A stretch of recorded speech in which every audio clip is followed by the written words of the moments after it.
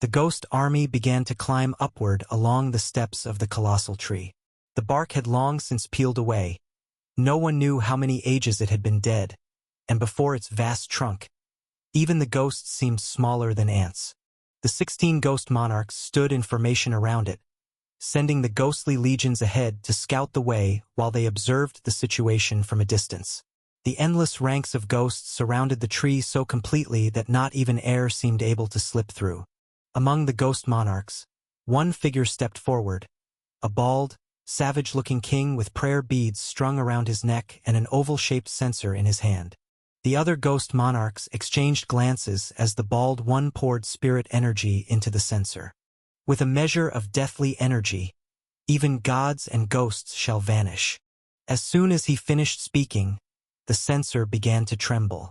Wisps of black smoke seeped out, splitting into two streams.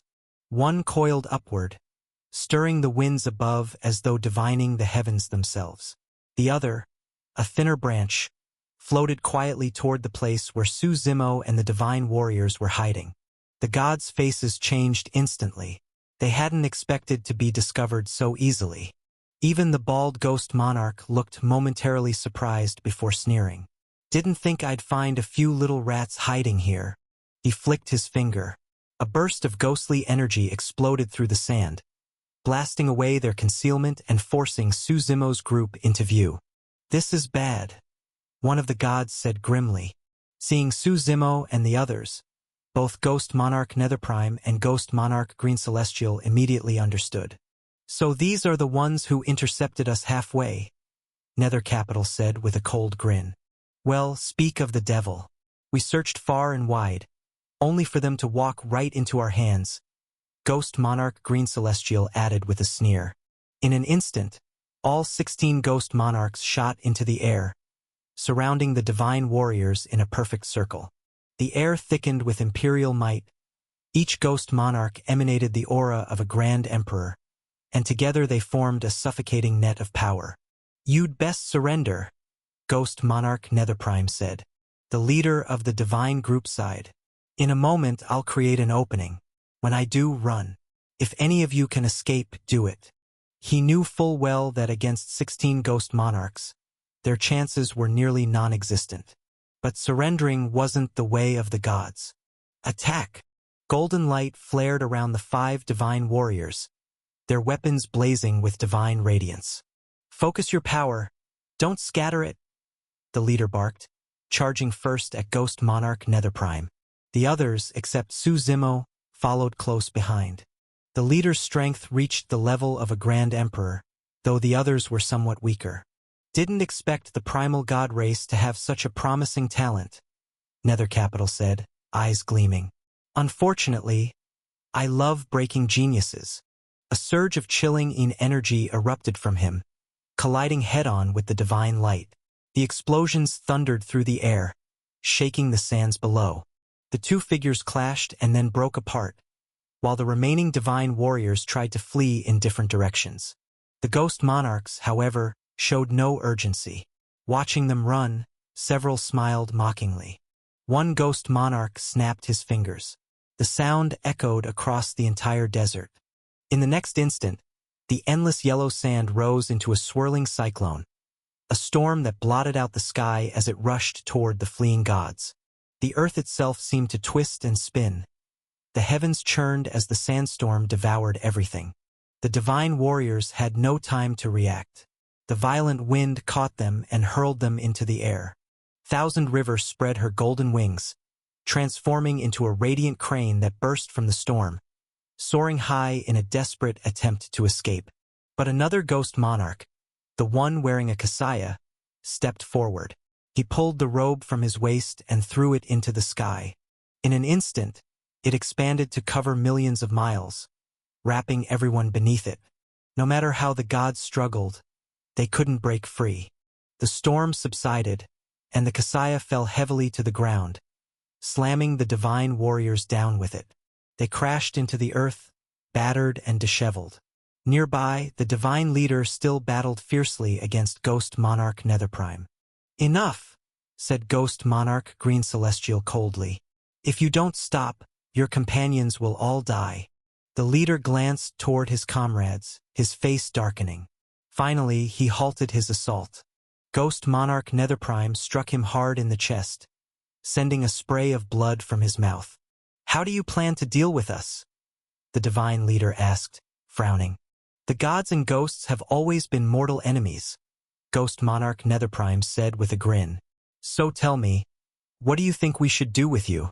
"Our divine army is on its way," one of the captured gods shouted from within the Kasaya. "When they arrive, your spectral ghost race won't fare any better." "Shut up," the leader snapped, glaring at him. He could only think bitterly that he'd been cursed with a fool for a comrade. Right now, all the ghosts' focus was on Sunflower City. If the divine army launched a surprise attack, the ghosts could suffer devastating losses, perhaps even half their strength wiped out. "Oh," Ghost Monarch Netherprime laughed softly. "Thanks for the warning. We'll be sure to prepare for their arrival." As the two sides exchanged words, Su Zimo had already walked off with Xie Chonglu. The two stood beneath the massive tree, studying it with interest. "So this is Sunflower City," Su Zimo murmured. "Not quite what I imagined." "This tree must have been immensely powerful once," Su Zimo said, running his hand along the bark. "But now it's dead. It seems this place truly is connected to the flowers of death." He hadn't expected that the story they had fabricated earlier would turn out to be real. "You two over there, what are you doing?" Ghost Monarch Green Celestial called out suddenly, noticing them.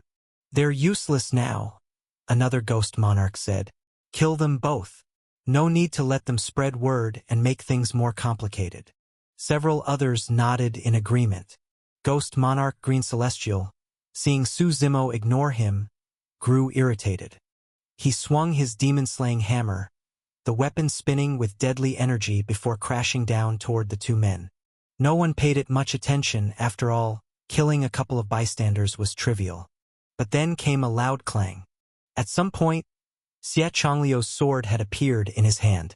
The blade gleamed with sharp light as its tip pierced straight into the descending hammer.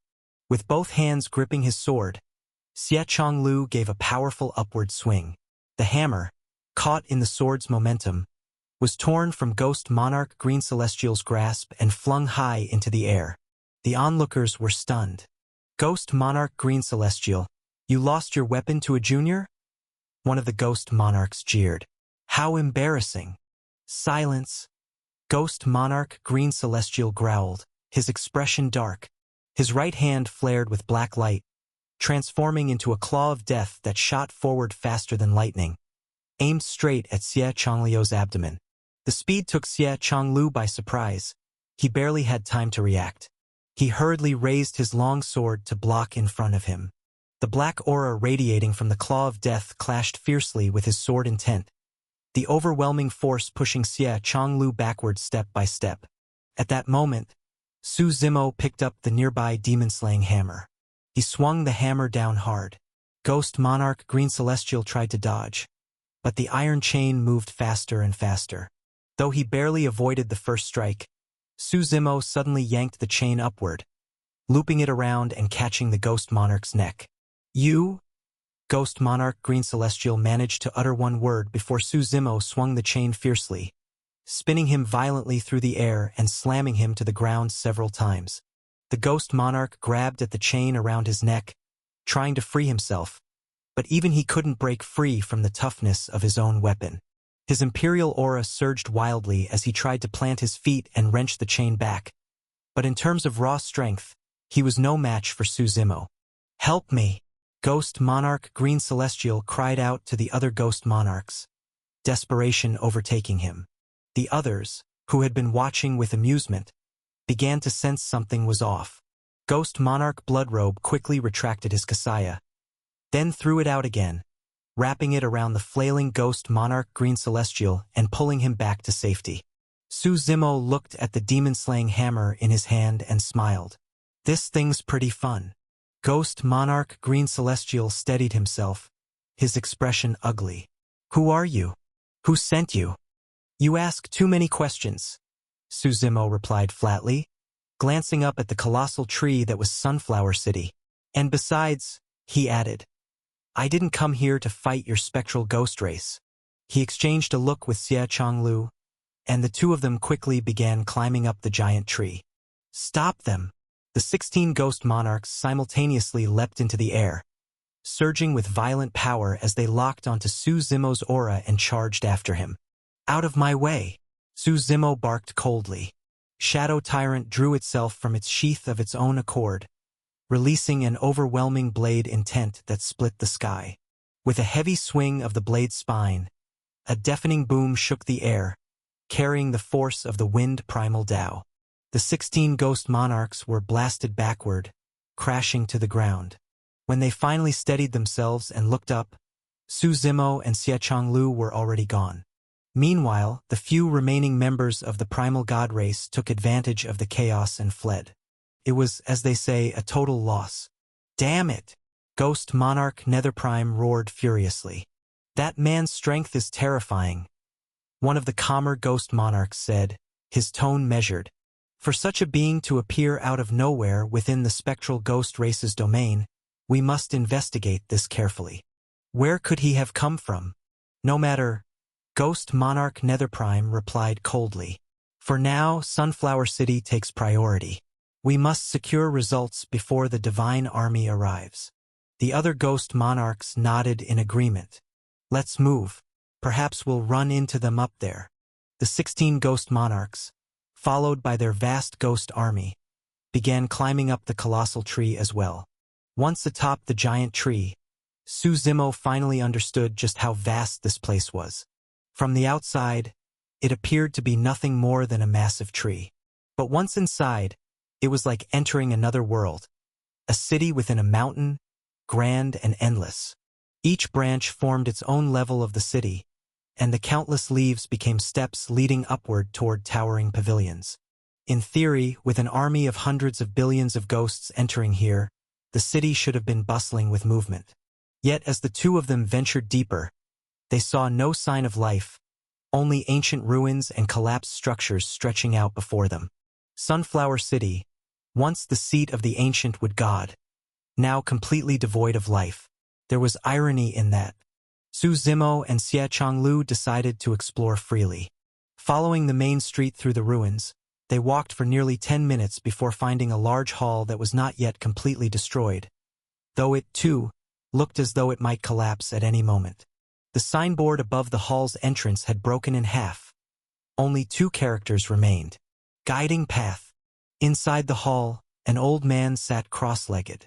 Flames burned around him, not consuming him, but heating a kettle before him. When the water began to boil, the old man waved his hand, and 3 spotless teacups floated over from nowhere. A guest from afar, how delightful! The old man said with a cheerful smile. Since you've come, why not share a drink? Su Zimo and Xie Chonglu did not bother hiding. They stepped into the hall openly. Elder, may we ask who you are? Xie Chonglu asked curiously. My name. I've nearly forgotten it. The old man chuckled. But 10,000 years ago, people used to call me the Wine Saint. He sipped the tea, then spat it out, shaking his head. The taste is off. Something's missing. The Wine Saint. Su Zimo and Xie Chonglu exchanged a look. Senior, are you also here searching for the Flower of Death? Su Zimo asked. The Flower of Death? Never heard of it. The old man replied, shaking his head. I came because I heard that Sunflower City held the Mist Sea Tree, said to be the finest material for brewing wine. I sought it out, but somehow, I ended up trapped here for 100 million years. 100 million years? Xie Chonglu exclaimed in disbelief. You couldn't leave? I couldn't, the old man said with a wry smile. I once met someone who'd been trapped here for 1 billion years. You'll get used to it. We're all the same now. Elder, have you ever seen this flower? Su Zimo asked, taking out the Flower of Death he had obtained earlier. You call that thing the Flower of Death? The old man chuckled. So you've seen it before? Xie Chonglu pressed. Every year, there are 2 times when these flowers bloom all over this place, the Wine Saint said. They are extremely domineering whenever they appear, They erase all living things nearby.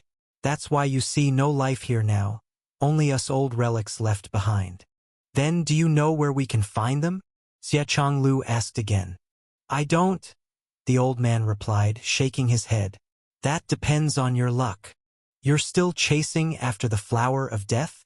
Su Zimo asked, glancing at Xie Changlu. You mean to use it to bargain with the underworld for your wife's soul? Xie Changlu nodded silently. I told you before, unless the Lord of Death himself Su Zimo began. But Xie Changlu cut him off. As long as there's a sliver of hope, I'll try.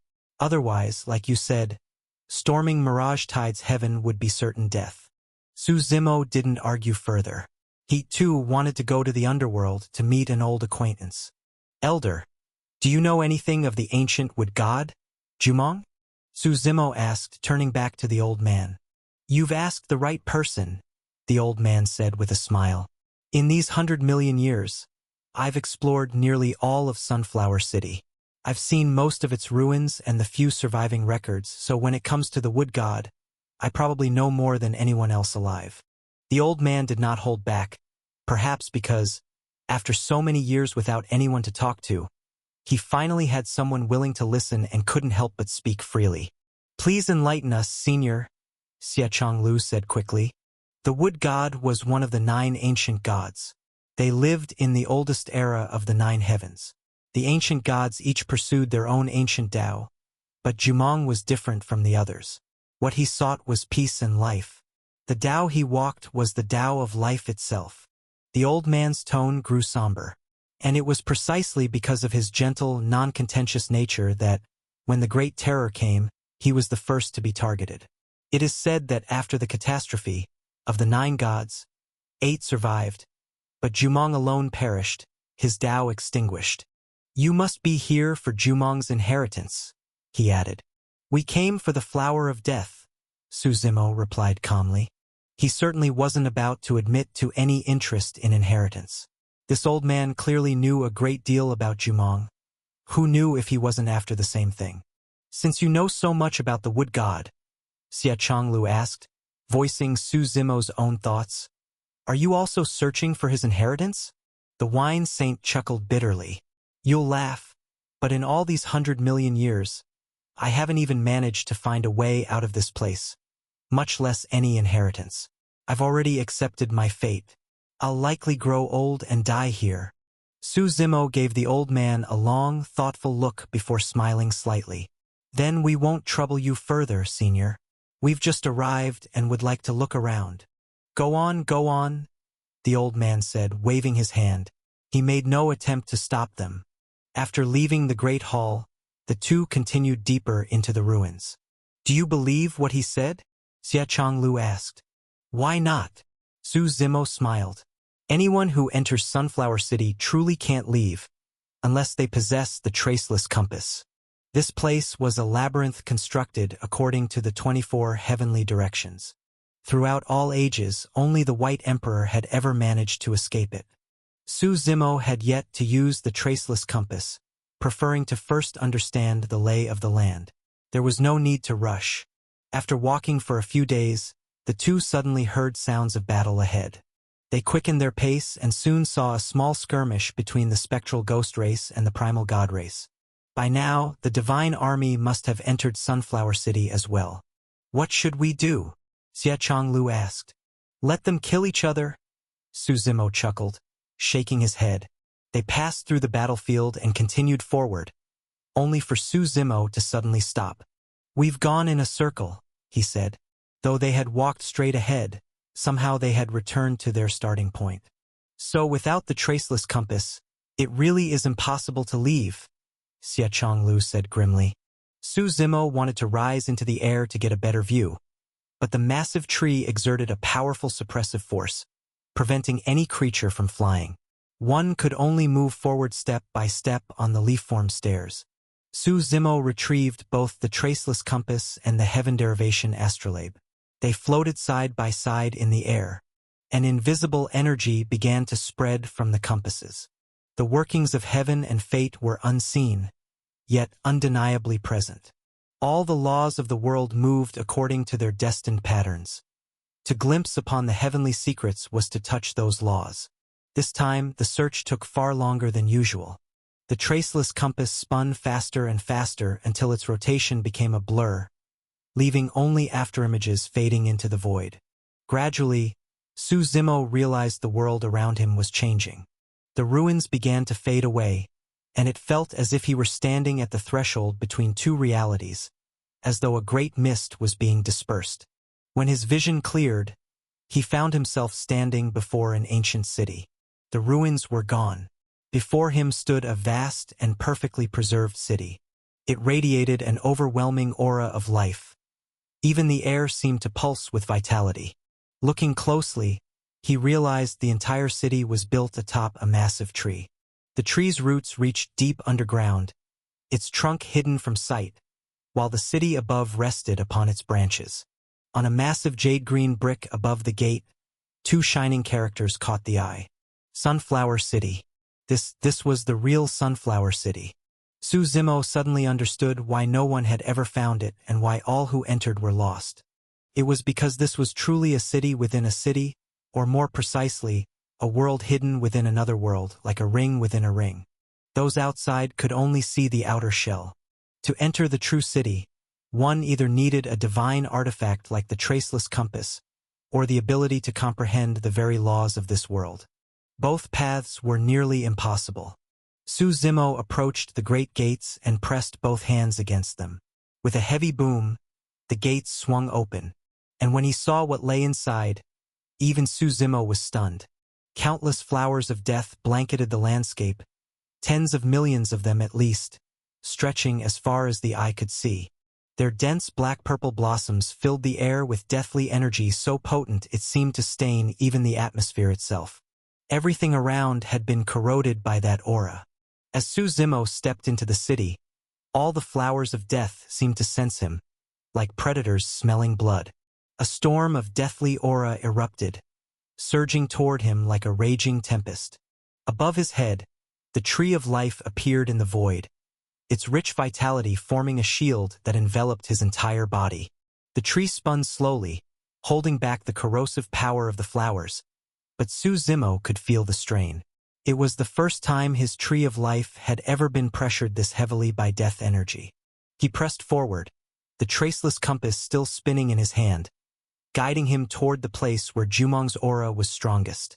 Su Zimo quickened his pace, racing down the main street of the city. The ancient buildings around him, ornate temples, grand pavilions, still carried traces of their former glory despite their decay. The flowers of death bloomed everywhere, their black-purple petals drifting through the air like a rain of blossoms. At last, as Su Zimo sprinted ahead, the road came to an end. Standing at the far edge was a colossal ancient tree, withered, broken, and long dead. Su Zimo frowned slightly, for at that very spot, the traceless compass readings stopped completely. He lifted Shadow Tyrant, and the blade's intent surged violently. As the long knife swept through the air, Su Zimo raised Shadow Tyrant high and struck fiercely at the dead tree before him. Yet there was not even the faintest ripple. The tree's body absorbed every ounce of the blade's energy. Su Zimo frowned again, preparing to swing once more, when the ancient tree suddenly opened its eyes. "Young man, stop that. This old fellow can't take another beating," the tree said with a chuckle. "Who are you?" Su Zimo asked. "You've come into Sunflower City, my home. Shouldn't you first announce your name?" The tree said, still smiling. Then it added, "Ah, forget it. Even if you told me, I doubt I've ever heard of you." "Then who are you?" Su Zimo pressed. "Just an old dying tree. I have no name," the tree replied lightly. "You came here seeking the wood god's inheritance, didn't you?" Su Zimo said nothing, but his silence was answer enough. "I know where the inheritance lies," said the tree, stretching out a branch toward the tree of life above Su Zimo's head. "But in exchange, I want that tree." "Impossible," Su Zimo replied flatly. The tree of life was far too important to him. It was not something he could hand over so easily. "I'll find the wood god's inheritance myself," Su Zimo said. "Now get lost. If you can't agree to my terms, Then I can't simply let you pass, the old tree said with a shake of its branches, still smiling. Then there's nothing left to discuss, Suzimo said coolly. Shadow Tyrant rose once again. Endless knife intent tore through the air, fracturing space as it poured toward the tree. The old tree's limbs crackled with sharp, snapping sounds. It seemed they hadn't moved in eons. Its branches stretched wide, dissolving every shred of Suzimo's blade aura. Within Suzimo's body, billions of power vortexes began to spin wildly. Behind him, the heaven-shattering giant surged forward, striding out of the void and grabbing the tree's trunk, attempting to rip it from the ground. But the tree's roots ran deep into the earth. No matter how the giant roared, the tree didn't budge. Countless branches lashed downward, wrapping around the giant like ropes, binding it tight. With a thunderous crash, the giant was completely obliterated.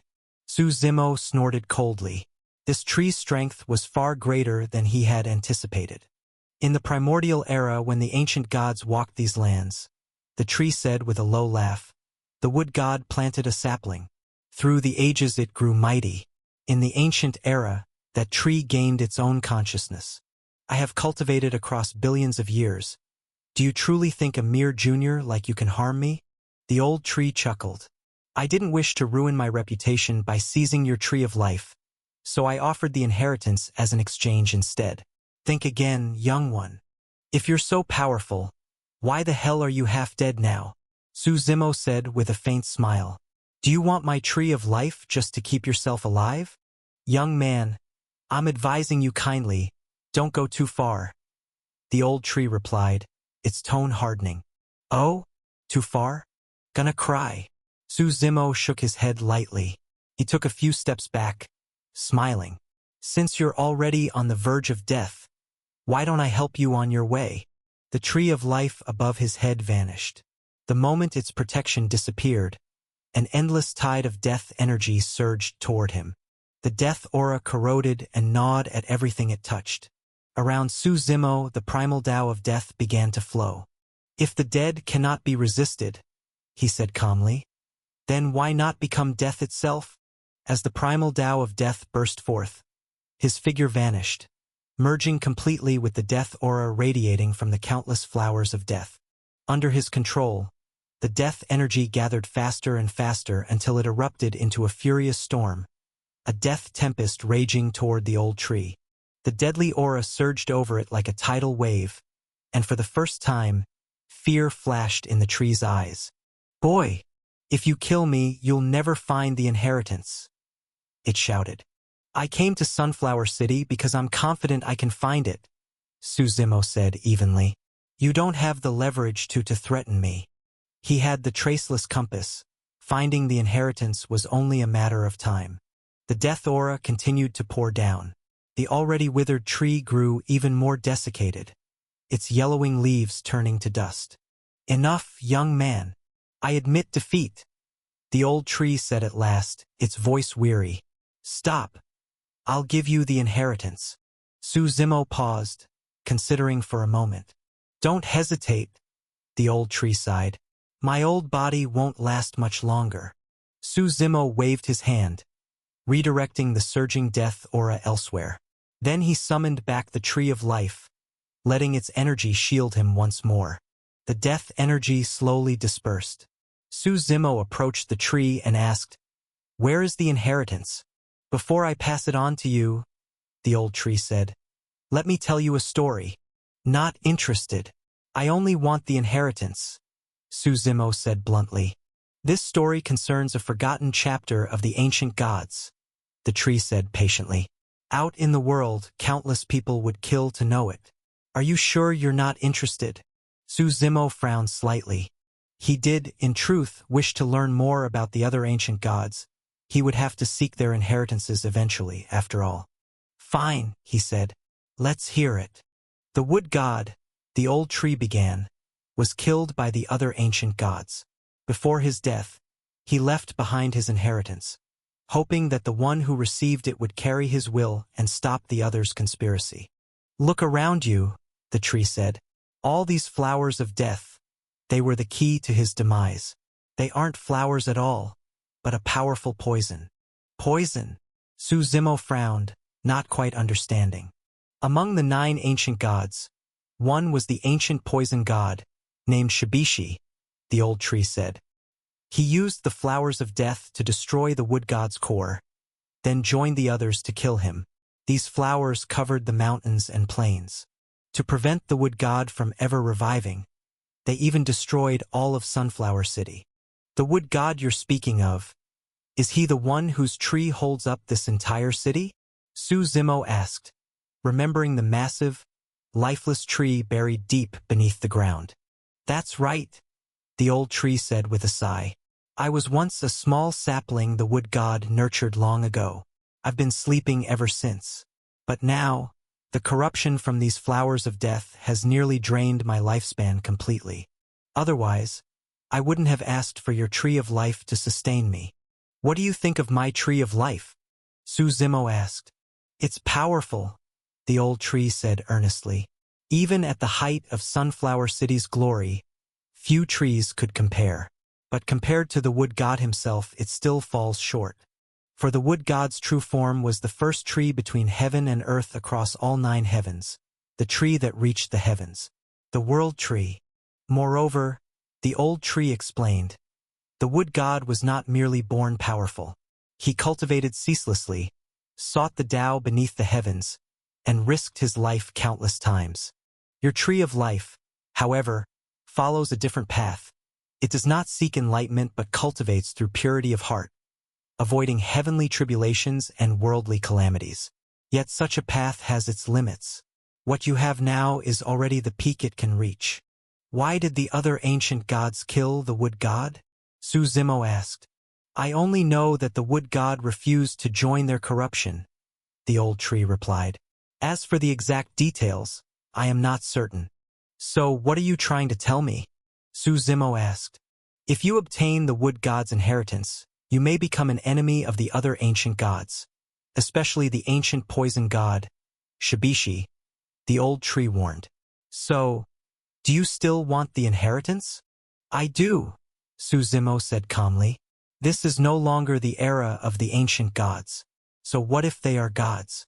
The tide of time buries all things. Those abandoned by a new age, what power do they still hold? Good, the old tree said with a laugh. I appreciate your confidence.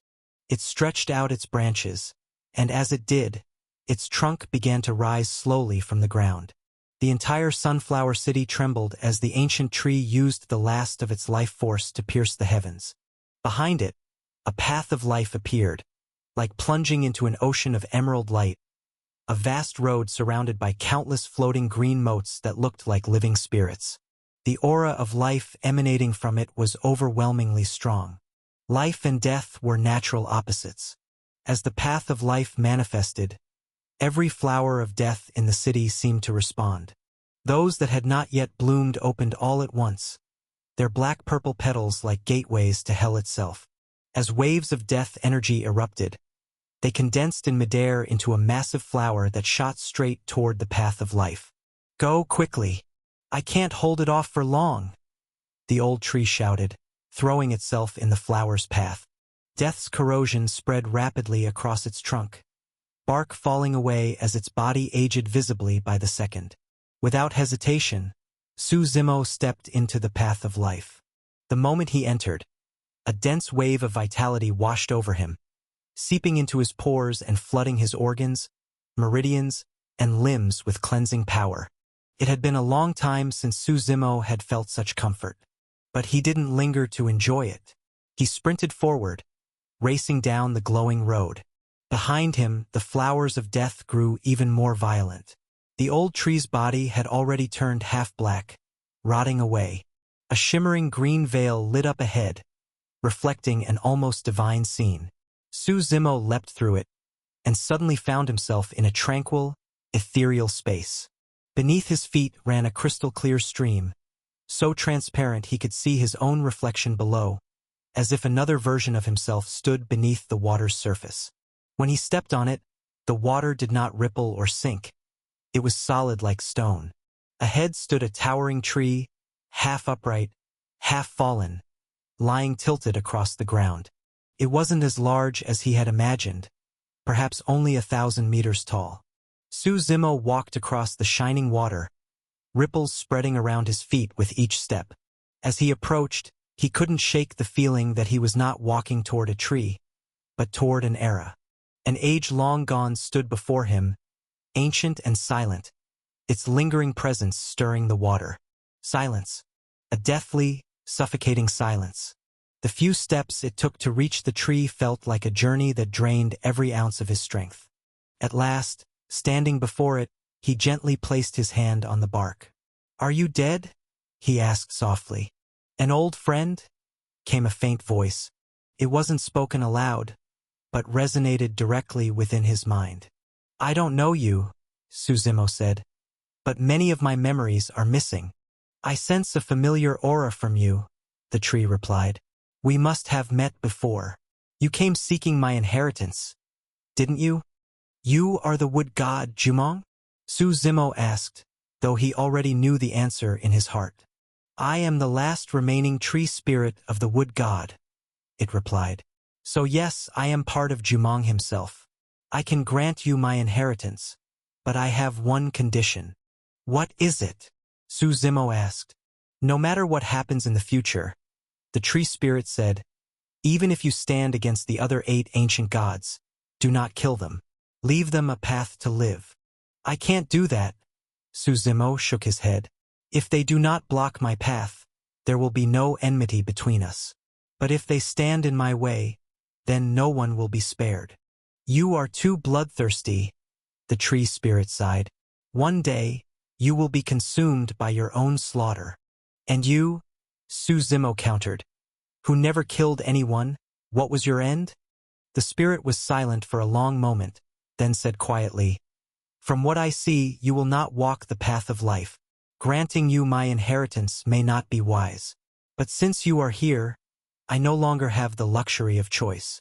As its words fell, the waters beneath Suzimo's feet began to boil, and the entire space trembled. "The flower of death is breaking through," the tree spirit said urgently. "We must hurry." Its body began to glow with a surge of life energy as countless leaves scattered into the air. Finally, 3 green spheres of light emerged. The first floated to Suzimo and sank into his forehead. It was a divine technique, the God Tree's blessing. This cultivation method was immensely powerful. It allowed the user to condense God Tree seals, each seal representing a life. In essence, it granted multiple chances to resurrect. The second green sphere disintegrated, revealing a small sapling. "This is the world tree," Jumong said with a faint chuckle. "If you nurture it well, perhaps a new God Tree will one day be born." The world tree held the potential to become divine, but its path would be perilous. A single misstep would lead to utter annihilation. Suzimo nodded slightly, then turned to the third sphere. Inside was something completely different, a black toxin. "That," said the tree spirit, "is the poison that once destroyed me, the 3 corpses decay poison. It is scarce, but powerful enough to kill even a saint sovereign. It rots the body, the soul, and life itself. Use it with caution." "So, you know how to kill after all," Suzimo said with a faint smile. "I never used it," the spirit replied. "But after all these years, the poison has already consumed me. I merely gathered what little remains." "Well then," it said softly, its tone growing weaker, "my time is nearly over. I'll hold back the flowers of death. You must go now." As its voice faded, the entire space trembled violently once more. A thunderous explosion shook the heavens, and the entire space shattered like pieces of broken glass. The flowing water beneath Suzimo's feet vanished into nothingness as the flower of death, having completely corroded the old tree, finally arrived. "There's no need." Suzimo rejected the tree spirit's offer of help. "If I can't even handle these flowers of death, how could I possibly face the other ancient gods?" "There are countless flowers of death here," the tree spirit warned, "but most are merely seeds that have grown into lesser blossoms. Among them is one true, original flower of death, the source. If you can seize control of that one, you can command all the others. But be cautious. The true flower of death is on the same level as my world tree. Do not underestimate it. Suzumo nodded slightly. For most people, finding a single true flower among this endless sea of identical blossoms would be impossible. But he possessed the traceless compass, a compass that could locate all things. The enormous flower of death loomed before him, its monstrous petals spread wide, glaring at him like an open maw. Suzumo's eyes narrowed. Infinite blade energy rippled across his weapon, Shadow Tyrant, and he drove it viciously into the flower's core. The flower of death shrieked. Its petals had tremendous suction, attempting to wrench Shadow Tyrant, and Suzumo himself, away. Suzumo let out a cold snort. Power of faith surged from him, the collective will of all beings flooding into the blade. A flash of steel pierced the air as he drove the weapon straight through the flower's heart. Primal Tao of Fire, he roared. Blazing fire erupted, engulfing the entire flower in a roaring inferno. But the flower of death was formidable. It did not fear fire. Even as it burned, it released waves of corrosive death energy, trying to rot Suzumo's body away. Out of my way, Suzumo shouted. Stepping on air, he kicked down on the flower's petal and vaulted upward, sprinting across the sky toward the heart of Sunflower City. The flower of death was relentless. It ignored even the tree spirit, pursuing Suzumo with single-minded fury. Arriving at the center of the city, where flight was restricted, Suzumo leapt onto the roof of a tall mansion. From there, he looked around. Countless flowers of death filled the entire city, all nearly identical, blooming in a field of purple-black despair. In his hand, the traceless compass spun rapidly, seeking the faintest thread of fate hidden among chaos. The faster it turned, the stronger its aura became. In the vastness of creation, nothing truly vanishes. All things, however faint, leave a trace, a glimmer of life, a whisper of destiny. As Suzumo searched, the monstrous flower of death lunged from behind. Its petals spread wide, ready to envelop him. But the heaven-shattering giant at Suzumo's back emerged once more. The giant roared, seized the flower, and hurled it far away. Yet this act only enraged the rest. Around the city, every flower of death began to tremble and unleash even more powerful waves of death energy. The air itself turned thick with decay and ruin. The tree of life above Suzumo's head began to wither, its once brilliant leaves turning brown under the oppressive miasma.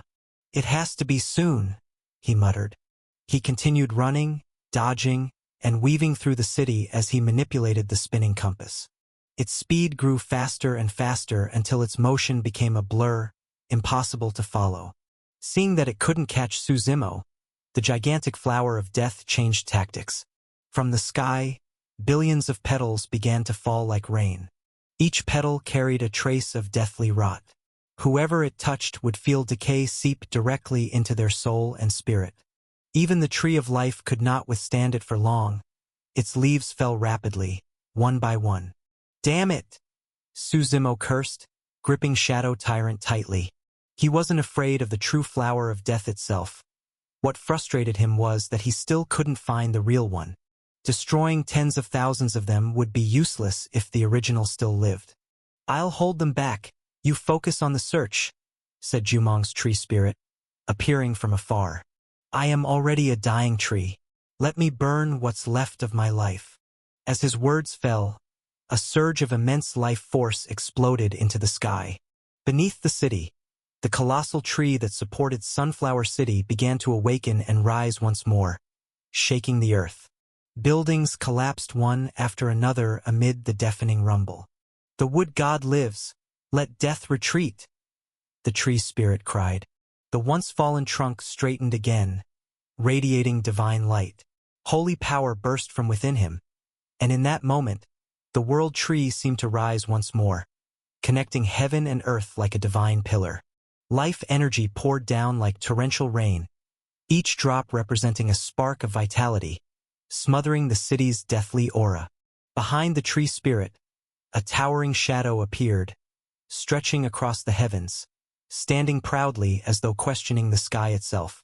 Its face was obscured, but it emanated a godlike aura of pure, verdant majesty.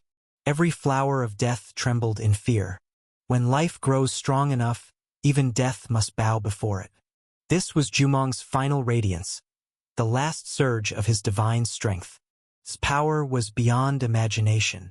But just then, around the edges of Sunflower City, something stirred. A hidden formation activated.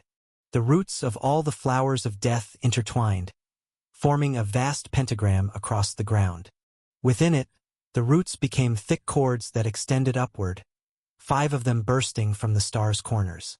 Each root shot into the sky and pierced the tree spirit's body, trying to drag him down from his divine pillar.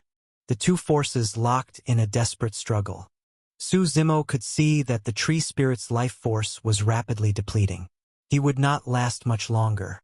At that moment, the compass in Su Zimo's hand stopped spinning. Its needle pointed directly toward one location, the true flower of death.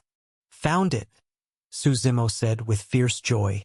He summoned Chaos, his divine beast, from the god world and leapt onto its back, charging toward the target.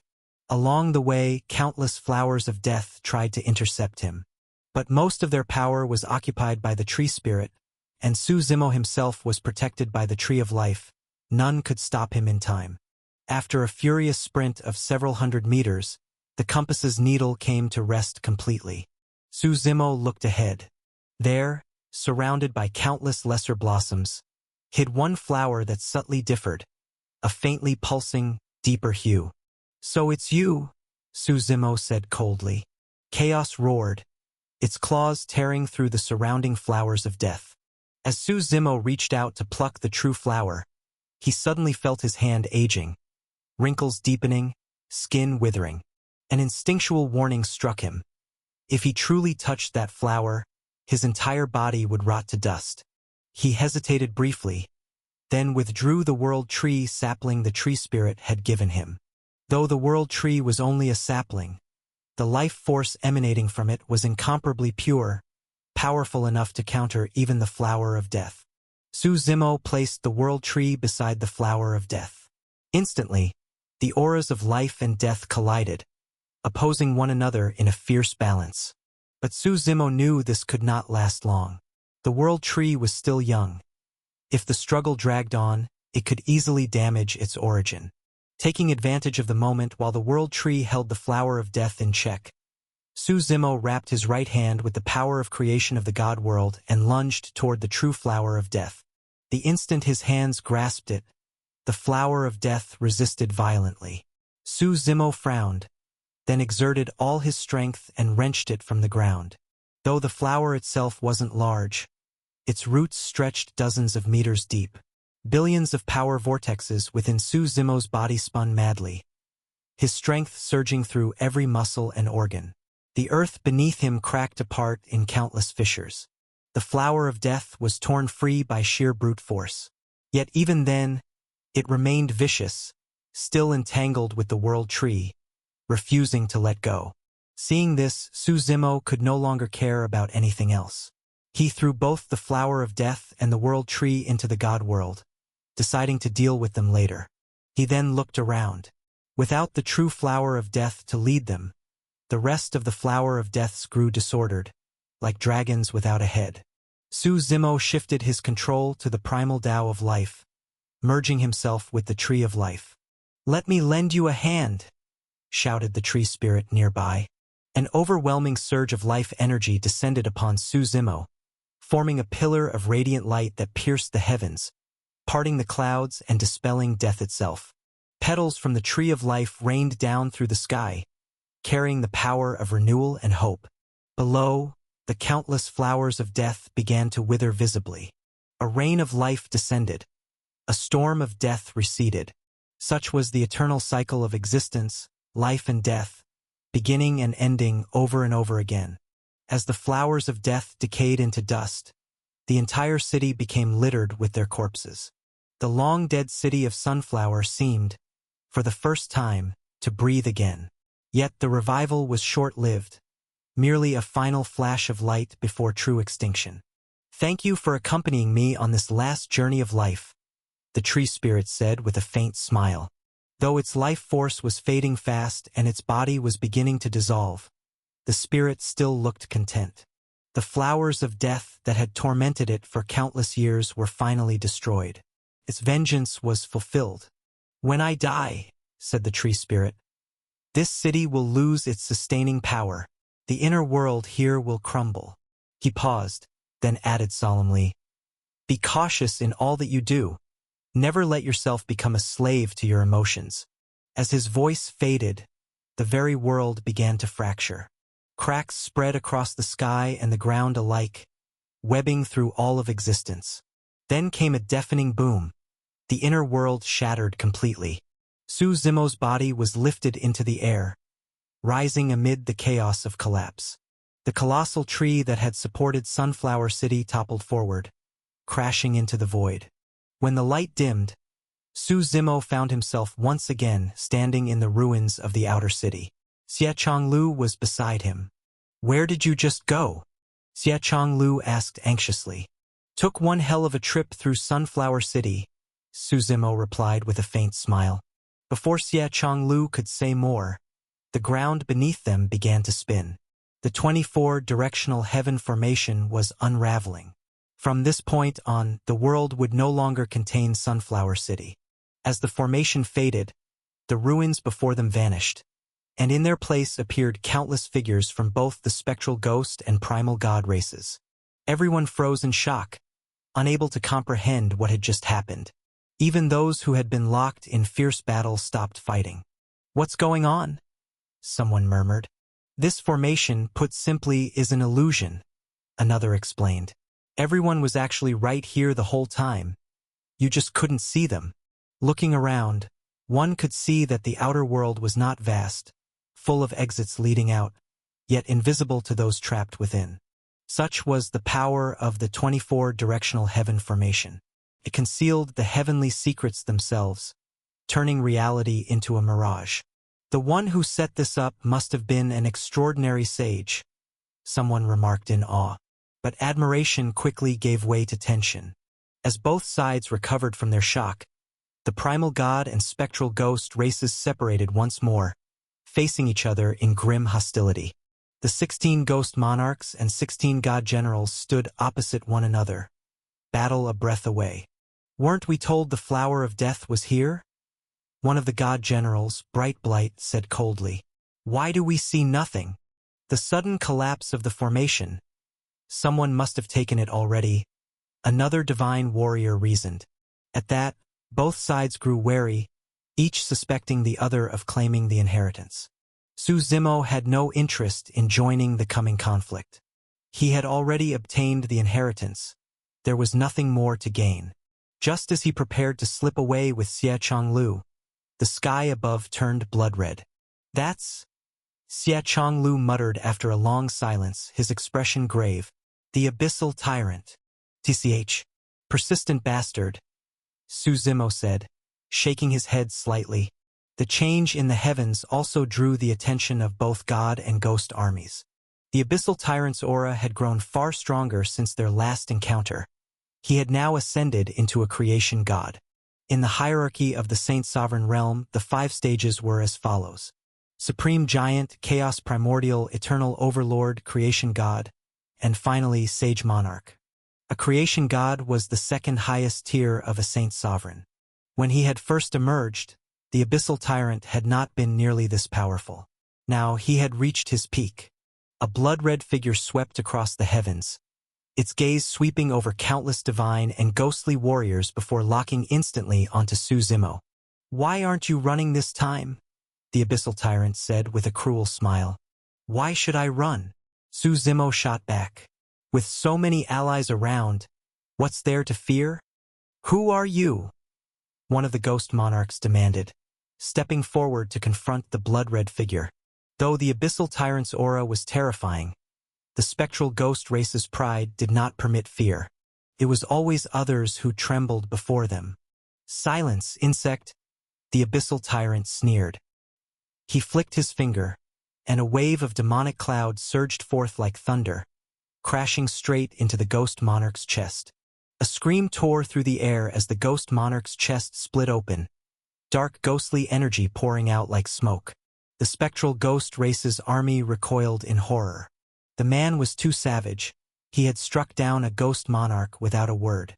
"You go too far," said Netherprime, stepping forward with a grim expression.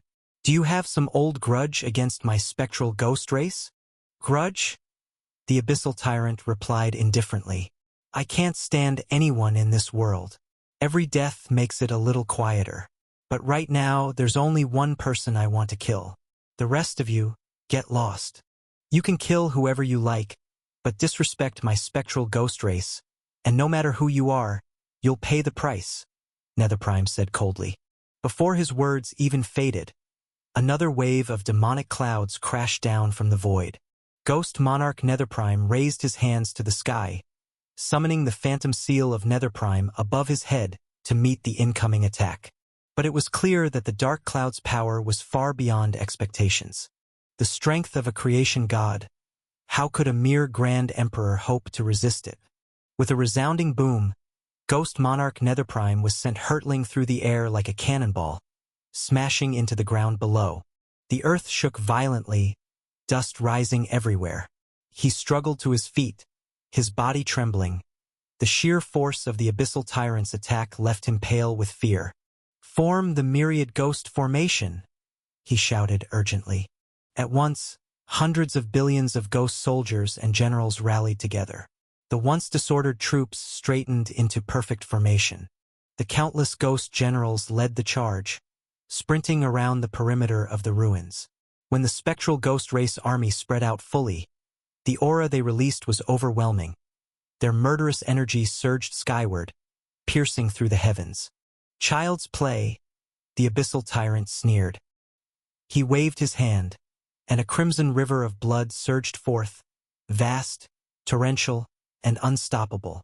Wherever that river flowed, every ghost it touched instantly dissolved and melted away. Yet the spectral ghost race army showed no fear. For every soldier who fell, another immediately took his place, their determination unbroken. "Formation complete!" shouted the 16 ghost monarchs, each seated at one of the 16 positions. The countless ghosts sat cross-legged, channeling thick, oppressive energy that filled even the air around Suzimo. "Come, wraiths of the underworld," Ghost Monarch Netherprime commanded, summoning the murderous aura to surround the abyssal tyrant. The dark power tried to rip the Yin soul from the abyssal tyrant's body. The Yin and Yang souls were the foundation of all living beings. Unless one died, they could never be separated. But the spectral ghost race hailed from the Mirage Tide's heaven, their arts strange and terrifying, many directly targeting the soul itself. As the Yin energy pulled at him, the abyssal tyrant's soul began to tear slightly away from his body. A surge of pain washed over him, but the abyssal tyrant merely frowned, not uttering a single cry. "Interesting," he murmured. Then he raised his right hand and shouted softly, "Primordial wheel of demonic creation." From the sky descended a massive, blood-red wheel with jagged teeth, radiating the endless force of creation itself. It spun once, just once, and half the spectral ghost race army was annihilated. Blood rained from the heavens.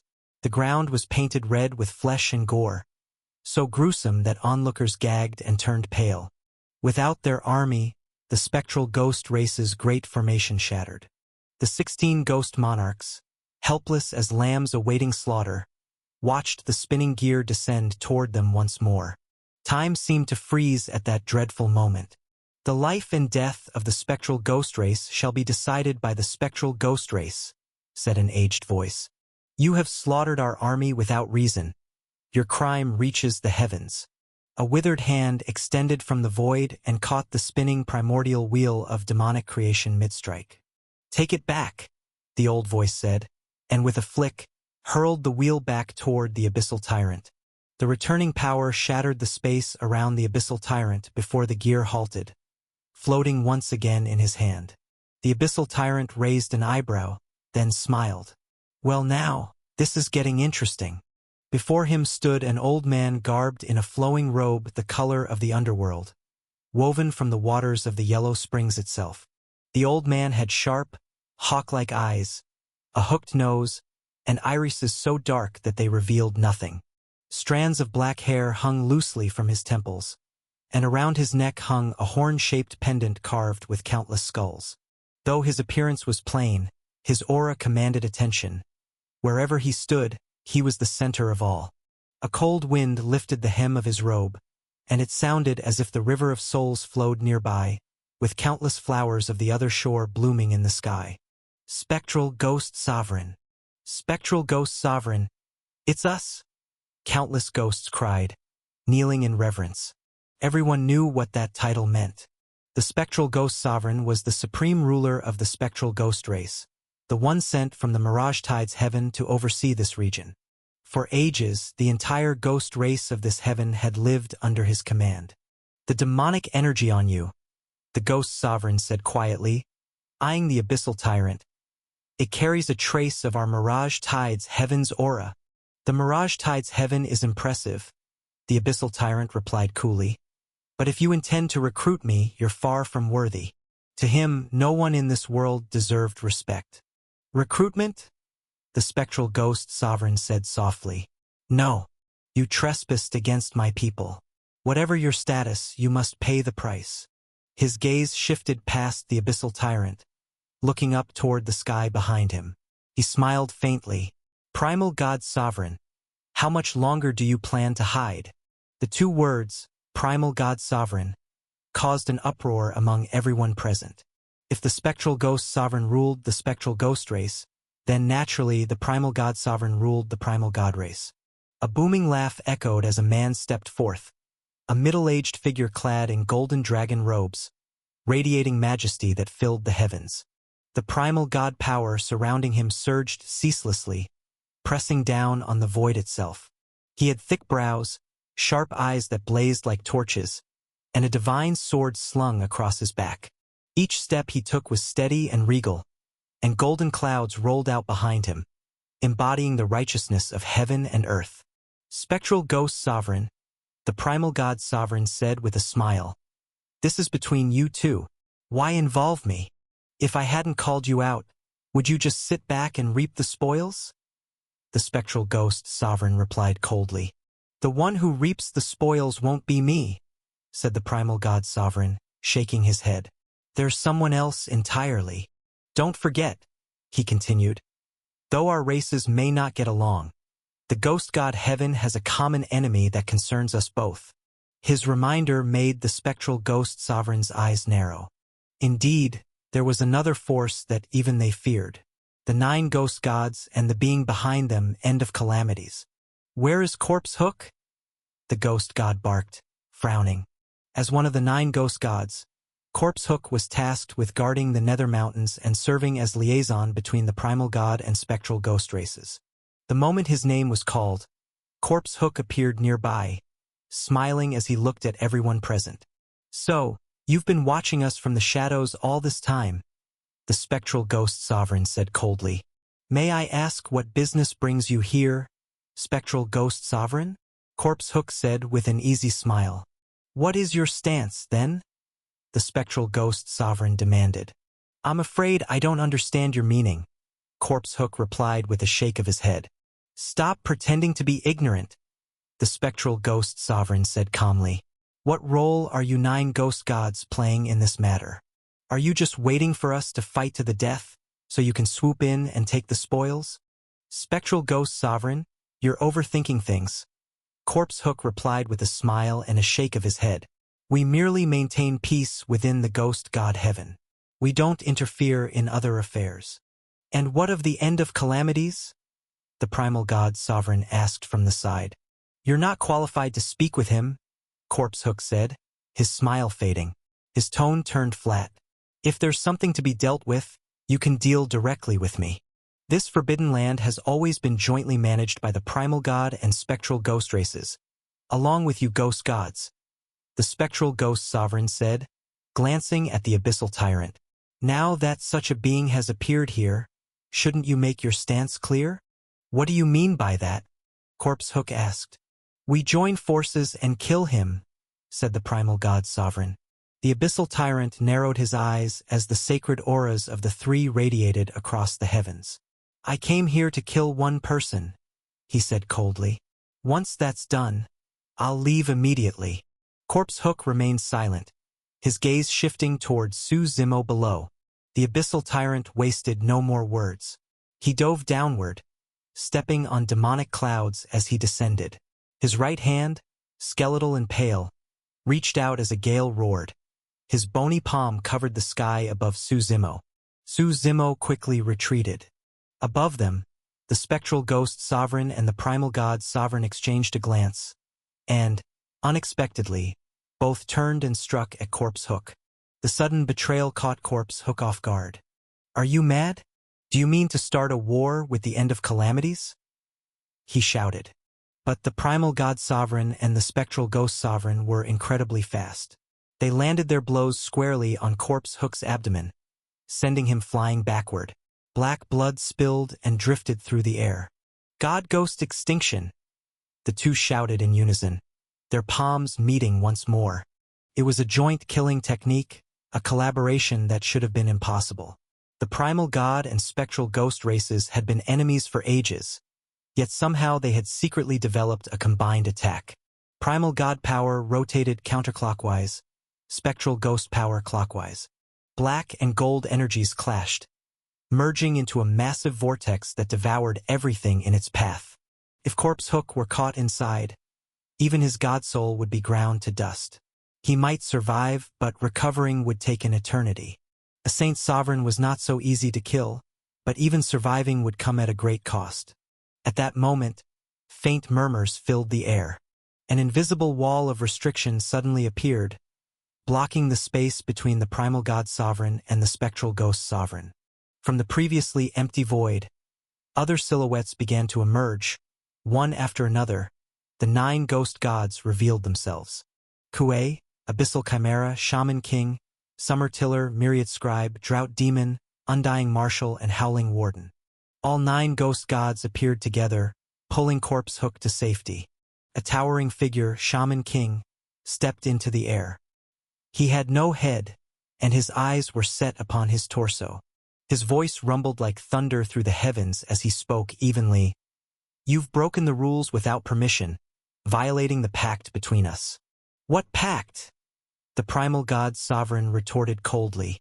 "You ghost gods are full of ambition. Don't think we're unaware. You've even seized control of the Skyshroud Celestial Hound. Are you planning to deceive heaven itself?" "That's none of your concern," said Undying Marshal, cloaked in black, twirling a long sword idly in his palm. "You two races can continue doing whatever you please. Since when did you become slaves to the heavenly Tao?" "Enough nonsense," the spectral ghost sovereign snapped. "Whatever your ambitions, you must agree to one condition from our 2 races." "What condition?" Shaman King asked gruffly. "In the 4 regions of this heaven," said the ghost god, "you must surrender half of the ghost territory to be jointly managed by us." "That's impossible," Shaman King replied instantly. Granting them even a single forbidden land was already a great act of mercy. For the primal god and spectral ghost races to keep demanding more, greedy and shameless, filled the ghost gods with fury. "If you refuse," the spectral ghost sovereign warned coldly, "then we'll tear open the heavens and let the heavenly Tao itself witness your scheming." The ghost gods exchanged glances, their auras suddenly erupting skyward. The already dark heavens grew even deeper and more ominous. The truth was clear now. Though the primal god and spectral ghost races appeared to be at odds, they had secretly been cooperating for some time, quietly investigating and maneuvering within the domain. "Netherworld floating seal," the 9 ghost gods roared together. Each unleashed their full power, merging their energies into a single massive formation that covered the sky. The primal god sovereign and the spectral ghost sovereign looked at each other. Then both shouted in unison, "God-ghost dual heavens." Their combined divine might and ghostly energy merged, forming a tangible beam of godly light that split the stormy heavens apart. Below, Su Zimo was still running while the abyssal tyrant pursued relentlessly. "Master, allow us to handle him," called Paimon from within the god world. No need, Suzumo replied, shaking his head. The real boss hasn't even appeared yet. Why rush? The 9 ghost gods and the others were just the appetizer. An event of this scale, there was no way End of Calamities or the high elders of the primal god and spectral ghost races weren't watching. Now was not the time for him to expose his true strength. Boy, you can't run forever, the abyssal tyrant said with a cold smile. Submit quietly, and I'll grant you a painless death. Who sent you? Suzumo asked lightly as he ran. There are so many who want you dead, the abyssal tyrant replied. Take your time guessing. Miss Jing, Suzumo said suddenly, naming her outright. I don't understand what you're talking about, the abyssal tyrant said flatly. He struck out with his right hand, and the space beside Suzumo collapsed into nothingness. Suzumo narrowly dodged the blow. You shouldn't have come here to kill me, Suzumo said. There are plenty here far stronger than you. Save your breath, the abyssal tyrant replied, waving his hand again. The primordial wheel of demonic creation fell from the heavens, tearing through space as it sped towards Suzumo with impossible speed. Heaven Unity 3 life gates, Suzumo shouted. 3 gates appeared above his head. The gate of eternity hung high in the sky, momentarily blocking the attack. Still, he knew he couldn't keep running forever. Their cultivation gap was simply too vast. Suzumo let out a cold snort and suddenly sprinted straight toward the battlefield where the 9 ghost gods were fighting. If that's how it was going to be, then he might as well stir the waters even further. The 9 ghost gods had trapped the primal god sovereign and spectral ghost sovereign in a web of restrictions. They couldn't truly harm them, but for now they had managed to contain them. Boy, help us get out of here, the spectral ghost sovereign shouted when he saw Suzumo. My spectral ghost race will grant you anything you desire. Master Su, Corpse Hook said with a faint smile from the side. Surely you're not planning to get involved in this matter, are you? Although Corpse Hook wore a faint smile, he still stood to the side, watching Suzumo warily. At the slightest movement from Suzumo, thunderous retaliation could follow. I can't deal with your business right now. I still haven't settled things with this guy chasing me, Suzumo said, pointing toward the approaching abyssal tyrant. We won't get involved in young Master Su's affairs, Corpse Hook replied, shaking his head with a smile. We're all friends here. What's there not to get involved in? Suzumo said lightly. Your barrier, can it restrain that thing? You'd better leave young Master Su, Corpse Hook said, his tone calm but laced with warning. Suzumo glanced at the abyssal tyrant, then suddenly charged straight into the barrier. The power of the nether floating life barrier lay in its ability to suppress both divine and ghostly powers alike. It had been devised by the 9 ghost gods as a trump card after years of conflict with the gods and ghosts. When Suzumo entered, the ghost god's eyes narrowed. To prevent him from disturbing the formation, they trapped him within it as well. By the time the abyssal tyrant arrived, he could only glare at Suzumo through the shimmering barrier. You can't kill him, Corpse Hook said, turning toward the abyssal tyrant. What? You're going to protect him? Abyssal tyrant's voice turned cold, demonic energy surging around him. Do you even know who he is? Corpse Hook asked. I've never needed to know who someone is before killing them, the abyssal tyrant said flatly. Let him out, and I'll spare your barrier. He doesn't need our protection, Corpse Hook said with a shake of his head. Once we've sent these 2, Primal God Sovereign and Spectral Ghost Sovereign, away, you can settle your own business. Then don't blame me for breaking through, the abyssal tyrant roared. A river of blood boiled through the void, within which trillions of wheels spun wildly. The one I want dead, no one can protect, he thundered. With a push of his hands, the blood river and the divine wheels surged down from the heavens. The other ghost gods steadied the barrier. They couldn't act rashly. Ghost god Shaman King stepped forward, massive axe in hand. Lightning and thunder rolled, storms crashed down, and his towering figure seemed to hold up half the sky. When the raging blood river met the giant axe, thunder exploded, wind howled, and the blood tides spread outward, corroding everything in sight. Shaman King's body was soon shredded into pieces within the crimson torrent. Though he was a saint sovereign, he was still no match for the Abyssal Tyrant, who was a creation god. The Abyssal Tyrant snorted coldly and stepped forward again, about to shatter the barrier completely. But Shaman King's scattered flesh suddenly began to reform in midair. "I've been dead for millions of years," his voice rumbled coldly. "Why would I need you to kill me again?" His aura surged stronger than before, and a true fate appeared behind him. A stern-faced man holding the god-smiting whip, eyes sharp and cold beneath a dark crow-feathered cap. "It's Prince Yi," one of the ghost gods said with a sneer. "Shaman King died long ago. His mortal body became Prince Yi. His soul became true fate. His flesh became what he is now." "You've made me very angry," Prince Yi said icily, raising the whip. When it cracked down, it split the heavens in two. "The difference in power can't be erased by tricks," the Abyssal Tyrant replied calmly. Behind him rose his own terrifying true fate.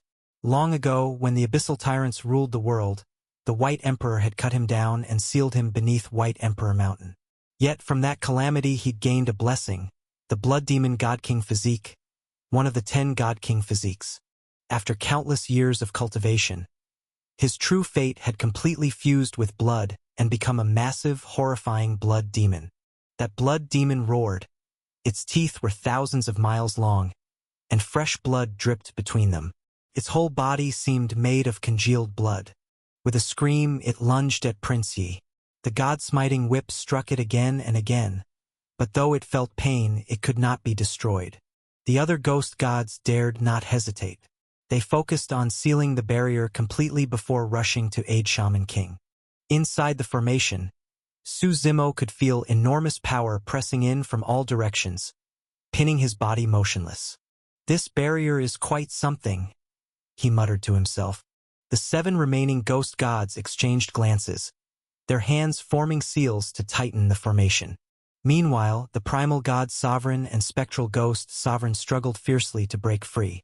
Prince Yi was already bleeding profusely, while the Abyssal Tyrant, like a river of living blood, showed no fear of injury. It was a fight to the death.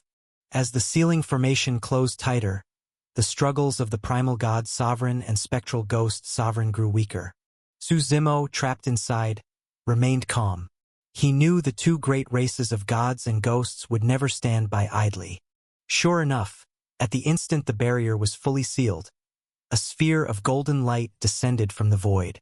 It burst apart in radiant brilliance, instantly shattering the barrier. Su Zimo felt a sudden release. The suffocating pressure vanished. The primal god Sovereign and spectral ghost Sovereign were freed, retreating rapidly. The 7 ghost gods spat blood, each of them wounded to some degree. Then the dark clouds above parted. A ray of sunlight pierced through from beyond. In the ghost god heaven, sunlight had never shone before. As the light spilled in, a colossal hand emerged from the void, smashing down and snuffing the golden radiance out completely. "You have crossed the line," a voice echoed through the heavens, coming from everywhere and nowhere. "It's been ages, end of calamities." Another voice laughed softly. "You're still as short-tempered as ever." The next instant came the sound of dragons roaring and tigers crying. Everyone looked up to see a massive golden carriage drawn across the heavens by hundreds of dragons and tigers. The carriage, majestic and ancient, glowed with a golden sheen. Each of the dragon-tiger beasts was a grand emperor. Hundreds of grand emperors used as mere beasts of burden? In any other situation, it would have been unthinkable. Yet here it was before their eyes. The being inside the carriage did not reveal itself, but the aura it exuded made it hard for anyone to breathe. Instantly, the battlefield that had been in utter chaos went silent. Not a sound could be heard. Even a falling needle would have echoed. Someone swallowed hard. The primal god Sovereign fell to his knees, pressing his forehead to the ground. His voice trembled. "This subordinate has failed in his duty. I await your punishment, my lord." "Rise," the voice from the carriage said. "You've managed this realm for years, perhaps not meritoriously, but with effort. A strange force lifted the primal god sovereign gently to his feet. The primal god sovereign, caught off guard by such favor, quickly stood up. The moment the figure in the golden carriage appeared, everything had fallen into silence and submission. That person did not address anyone else. Instead, he turned his gaze toward the depths of the heavens, as if peering across 10 billion miles into an indescribable darkness. He spoke slowly. "Old friend, won't you at least show some hospitality? If your true body were here, perhaps I would." Came the voice of End of Calamities from the void, cold and disdainful. "But for a mere avatar? What meaning does that have?" "An avatar is enough," the one in the carriage said with a soft laugh. "I came to discuss matters, not to start a war." "There's no one here who wants to talk," End of Calamities said bluntly. "If you can't accept that, then fight. Do you truly wish to drive the primal god and spectral ghost races out of here?" the man in the carriage asked, his tone losing all trace of humor. "I've already left you a forbidden ground," End of Calamities replied. "And over these years you've taken plenty from the ghost god heaven. You know it as well as I do. If I were to join hands with the spectral ghost race and overturn your ghost god heaven," the carriage-bound man smiled coldly, "what can you possibly do? You think the Mirage Tide's heaven would side with you? The spectral ghost race's overlord would never agree." End of Calamities retorted without hesitation. Though the gods and ghosts had at times joined forces, it was only the lower echelons, like the spectral ghost sovereign, who feared being expelled from the domain. The true master of the spectral ghost race, the Lord of Death, would never ally with the gods. Their enmity stretched back to ancient ages. The man in the carriage realized his threat held no weight, and after a pause said, "Even if we can't ally with the spectral ghost race, we have other options. The beasts of the azure mystic heaven, the ancient demons of the god-fiend abyss heaven, even the heavenly court.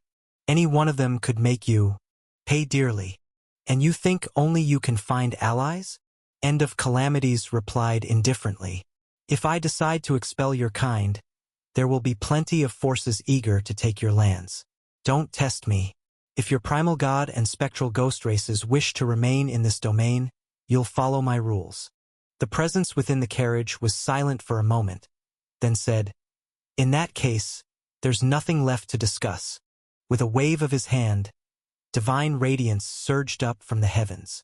Across the forbidden ground, every member of the primal god race began to glow with the same divine light.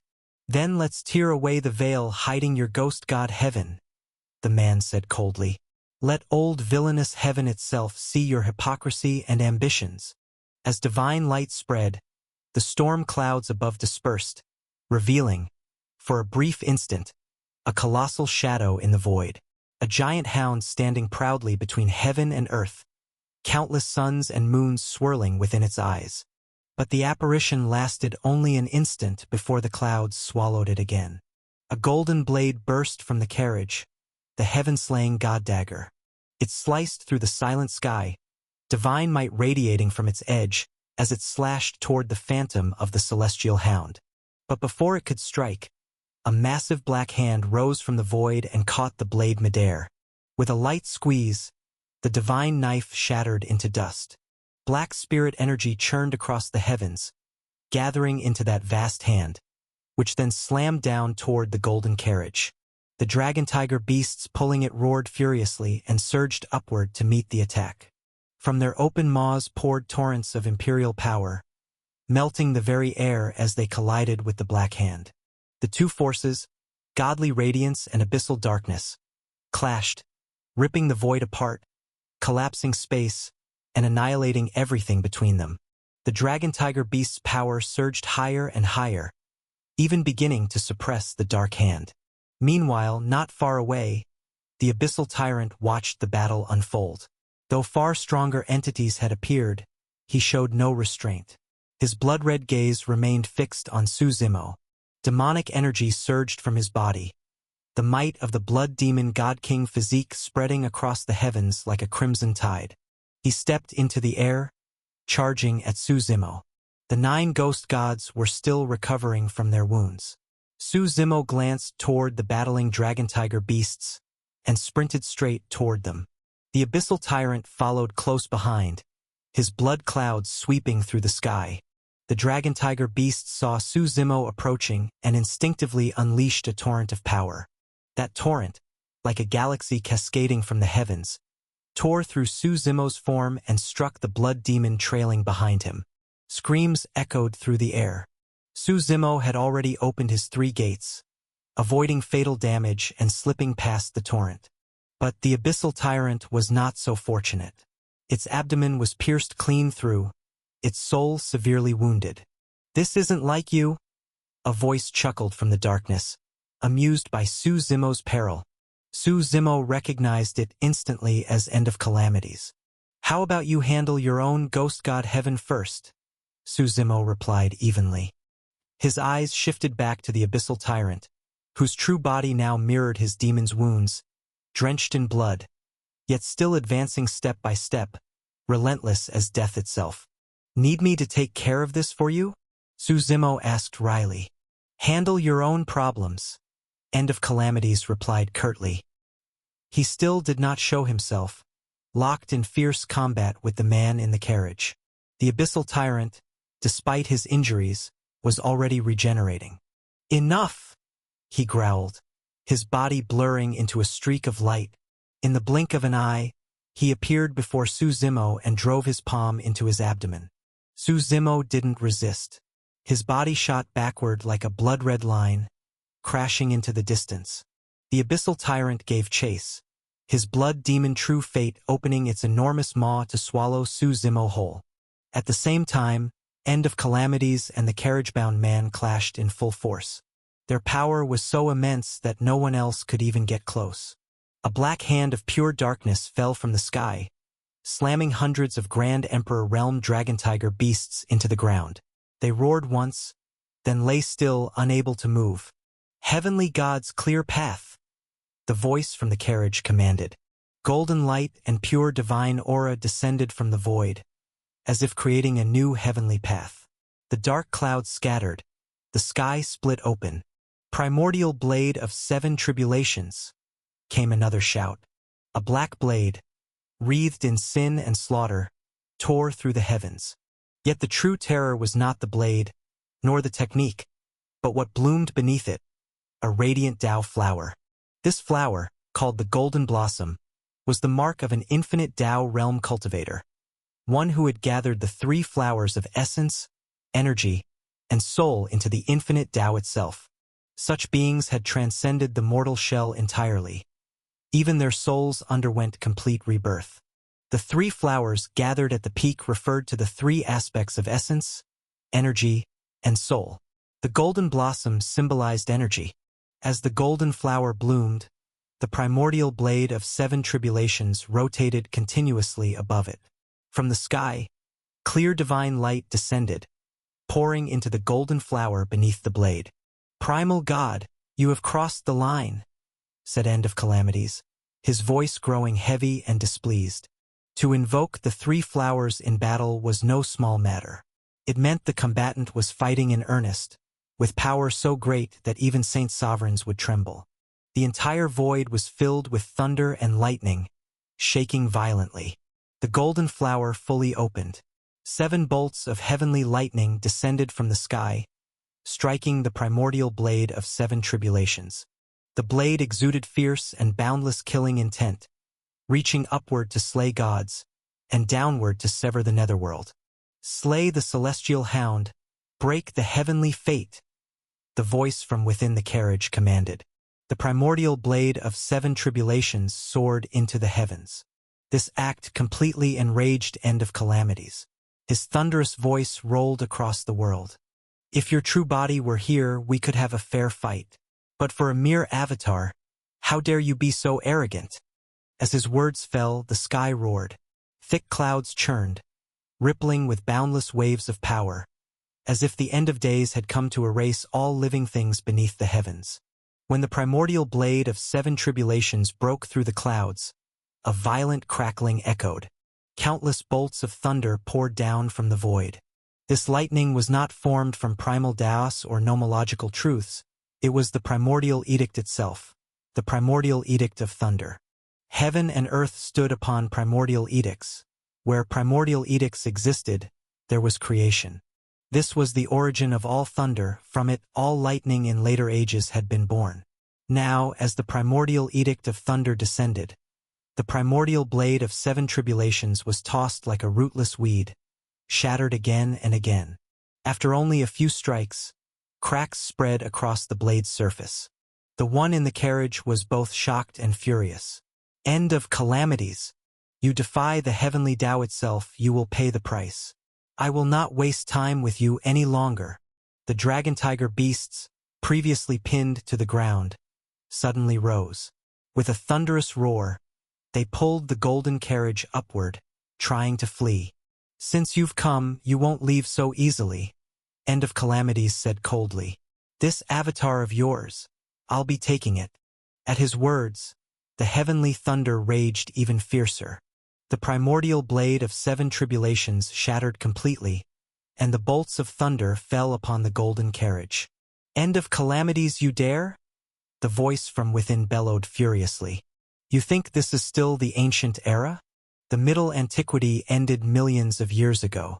How dare your primal god race come here and act so wantonly? End of Calamities replied, unmoved. Thunder destroyed everything. The power of rules crushed all other rules. The dragon-tiger beasts roared, but were instantly engulfed by lightning. Moments later, the golden carriage itself was consumed within the storm. Nearby, the abyssal tyrant and Su Zimo were still locked in combat. Both were drenched in blood and gravely wounded. But because of the blood demon God King physique, the abyssal tyrant cared nothing for injury. His body, like the blood demons of legend, grew stronger the more blood it spilled, his vitality increasing rather than fading. Su Zimo looked up and saw the heavens collapsing in thunder. If we're going to die, then let's die together, he growled. He seized the abyssal tyrant by the body, power swirling violently within him, and hurled both of them toward the storm. Are you insane? The abyssal tyrant shouted, struggling desperately. He often acted as though he feared nothing, but that was only because his blood demon God King physique made him hard to kill. He had never truly faced death. But the primordial edict of thunder was a force far beyond even the most powerful saint sovereigns. If struck, they would be obliterated instantly. Even a saint sovereign's life-death soul could not withstand it. Against the edicts themselves, there was no escape. The edicts could erase even the soul. Let go of me! The abyssal tyrant roared. He had only sought to kill Su Zimo for freedom's sake, not to die alongside him. The primal Tao of blood boiled on the surface of his body. But Su Zimo's own primal Tao of blood rose as well, the same primal Tao clashing and intertwining. Still gripping him tightly, Su Zimo dragged him straight into the lightning. Before either could even scream, everything turned to ash. The golden carriage, the divine avatars, and both Su Zimo and the abyssal tyrant vanished within the thunder of rules, reduced to nothingness. That was the terror of the primordial edicts, absolute annihilation.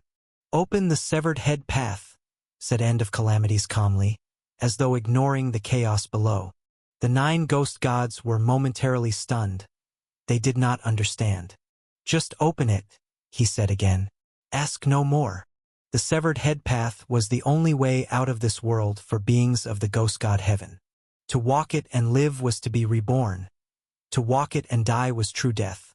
The 9 ghosts exchanged glances, then each formed a hand seal. 9 seals converged, forming a pattern like a massive guillotine. At the center point, the seal flared, tearing open a curtain of sky. From the heavens descended a colossal dragon-headed guillotine, hovering in the void. End of Calamities flicked his finger. The dragon-headed blade opened, and the raging thunder of the void poured into the space beyond it. This is all I can do, he murmured. The ghost god heaven is not a place for you, infernal lord. He flicked his finger once more. The guillotine closed, and the severed head path vanished. What about the remaining gods and ghosts? Asked one of the 9. Ghost god Undying Marshal. Though many had died, there were still survivors among the two clans. "Kill part of the spectral ghost race and warn the rest," said End of Calamities. "As for the primal god race, from this day forth, they are erased from the ghost god heaven." His words were calm, but the killing intent within them was unmistakable. The extermination of the primal god race was already decided. "As you command," the 9 ghosts answered in unison. Beside them, Corpse Hook hesitated. The others did not understand, but he knew more than they did about Su Zimo's identity. He finally stepped forward. "My lord, that man, is he truly dead?" "He won't die," End of Calamities said softly. "But under your rule, who could live?" Corpse Hook asked. "Under normal circumstances, he wouldn't. But his very existence is an anomaly," said End of Calamities. "Today's matter ends here. The ghost god heaven remains as before. Seal the forbidden lands." When the edicts descended, everything was erased. At the far edge of the ghost god heaven, the place of exile, lay the passage connected to the god-fiend abyss heaven. The two heavens were linked, sharing their borders in the infinite void. And there, drifting within that emptiness, a single leaf floated in silence. At first, the leaf seemed ordinary, fragile and insignificant in the vast emptiness. But as time passed, the aura of life upon it grew stronger and stronger. A green glow pulsed gently, and the entire leaf began to throb like a living heart. Thump, thump, thump. Gradually, the leaf drifted into the god-fiend abyss heaven, descending slowly from the void above. The god-fiend abyss heaven, a world ruled by ancient demons. Yet among the 9 heavens, the demons of this realm held little prestige. Some claimed they were merely remnants left behind at the end of the ancient wars. Though demons governed this world, they did not impose their will upon it. Instead, they turned a blind eye, allowing the native races to evolve freely. Over countless years, humans had become the most numerous inhabitants of this realm. Dragon God Imperium, Sun Sword County, Oceanfaring Fishing Village. Morning light poured from the horizon, and after many days of rain, the long-lost sun finally returned, scattering soft golden warmth upon the earth. The air was crisp and cool. The sky, now clear and blue, stretched endlessly overhead. At the village shore, the tomboyish Wu Zhaodi carried a basket of laundry. A few older women from the village joined her to wash clothes by the sea. The water was crystal clear, stretching as far as the eye could see. After finding good spots, the women began scrubbing clothes against washboards, chatting idly as they worked. Wu Zhaodi was in no rush. She removed the leather tie from her wrist, gathering her long, dark hair into a simple ponytail before starting to wash. "Zhaodi," one of the women teased, "I heard the prefect's son from Sunsword has taken a fancy to you. Why didn't you agree to him?" "Yes," another chimed in. "If I could marry into a noble family, I'd live in comfort for the rest of my life. If I were 20 years younger, I wouldn't let that chance slip by." "Then let your daughter try," Wu Zhaodi laughed. "I hear she's about the right age." "I'd like to," the woman huffed sourly. "But that young master wouldn't even glance at us commoners." Wu Zhaodi only smiled faintly and said nothing more. She wasn't originally from Oceanfaring Village. She had settled there 6 months ago, and her ties with the locals remained distant. After finishing the laundry, she carried her basket, but instead of going home, she walked eastward, toward the far edge of the village. Willow branches swayed in the sea breeze, and the scent of spring filled the air. Her long hair fluttered behind her, her pale face framed against the black strands, a striking contrast. Ahead lay the fishing area of the village. The fish there were small and boneless, not fit for sale, only for those who fished to pass the time. At the shore sat an old man, utterly still, like a statue carved from stone. He held a fishing rod in one hand, unmoving, gazing out at the sea with serene composure, as if he had been there since time immemorial. "Grandpa Wang!" Wu Zhaodi crept up behind him and suddenly shouted. The old man only chuckled, flicking his wrist, and a golden, boneless fish flew from the water, hooked cleanly on the line. "TCH, I didn't even startle you," Wu Zhaodi said in mock frustration. "What is it? Here to steal fish again?" The old man asked kindly. "How can you call it stealing? I'm just taking them, fair and square," she protested with mock indignation. "I heard that young master from Sunsword came looking for you again?" the old man asked, smiling. "Don't mention him. That guy's like a stray dog. Can't kill him, can't drive him off," she sighed helplessly. "Though Sunsword County is small, its ruling family has long ties with the celestial Yuan god realm," the old man said with a knowing smile. "It wouldn't hurt to befriend them." At those words, celestial Yuan god realm, the smile on Wu Zhaodi's face disappeared. "Any news from there?" she asked quietly. "The god realm has a new realm lord," the old man replied. "That desolate sovereign's methods are extraordinary. He has already brought most of the factions under control. It's only a matter of time before things settle completely." Wu Zhaodi clenched her fists so tightly that her nails dug into her palms. "Restrain yourself," the old man said gently. "You have no connection to Celestial Yuan anymore." "I know." She exhaled slowly, though hatred still flickered in her eyes. "Who's there?" she said suddenly, her gaze snapping toward the far side of the coast. Drifting along the calm waters came a single leaf, 4 or 5 meters long, and upon it lay a man unconscious. He wore a black robe darker than ink. His features were chiseled, his long hair flowing loosely in the sea breeze. His eyes were closed. He looked as though he were merely asleep. The old man lifted a hand, and with a soft wave, the man floated gently ashore, separating from the leaf. "This channel leads directly to Dragon God City," the old man murmured in surprise. "How could anyone have crossed the open sea alive? The center waters of the ocean-faring sea are perilous beyond measure." "How is he?" Wu Zhaodi asked. "He's fine. Just unconscious," the old man said after a brief examination. Then he added coldly, "Kill him. We don't know where he's from." "No. Keep him alive," Wu Zhaodi said after a moment's hesitation. The old man gave her a curious look. "Do you realize what kind of position you're in right now?" "I didn't say I'd shelter him," she replied. "We can just leave him here in the village." "You're just like your parents," the old man sighed. "You'll never be ruthless enough. That's your greatest flaw." Wu Zhaodi smiled faintly. "I only kill those who deserve it. The innocent have nothing to do with me." "Very well. Do as you wish," the old man said, rising to his feet and collecting his fishing rod.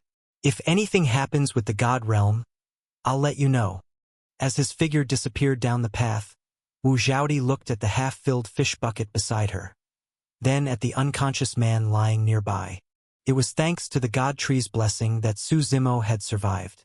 From the moment he inherited Jumong's legacy, he had been planning this feigned death. For now, his strength was limited.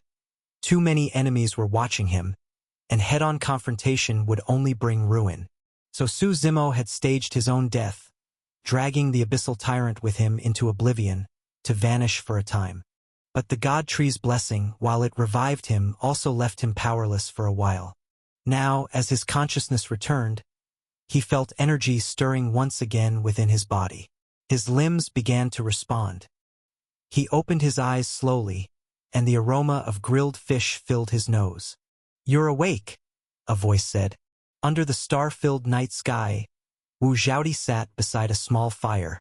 Flames danced brightly, and several golden, boneless fish hung over them, sizzling as they cooked. Su Zimo sat up quietly. He didn't speak. Instead, his awareness turned inward, back toward the god world. There, Paimon and the others immediately came forward to greet him. "Master, this is the god-fiend abyss heaven," Paimon said directly. "It has something to do with the demons?" Su Zimo asked. "They don't deserve to be called demons at all," said Redblade Bull Demon, before Paimon could answer, his voice full of fury. "They're nothing but cowards who cling to life. False demons in name only."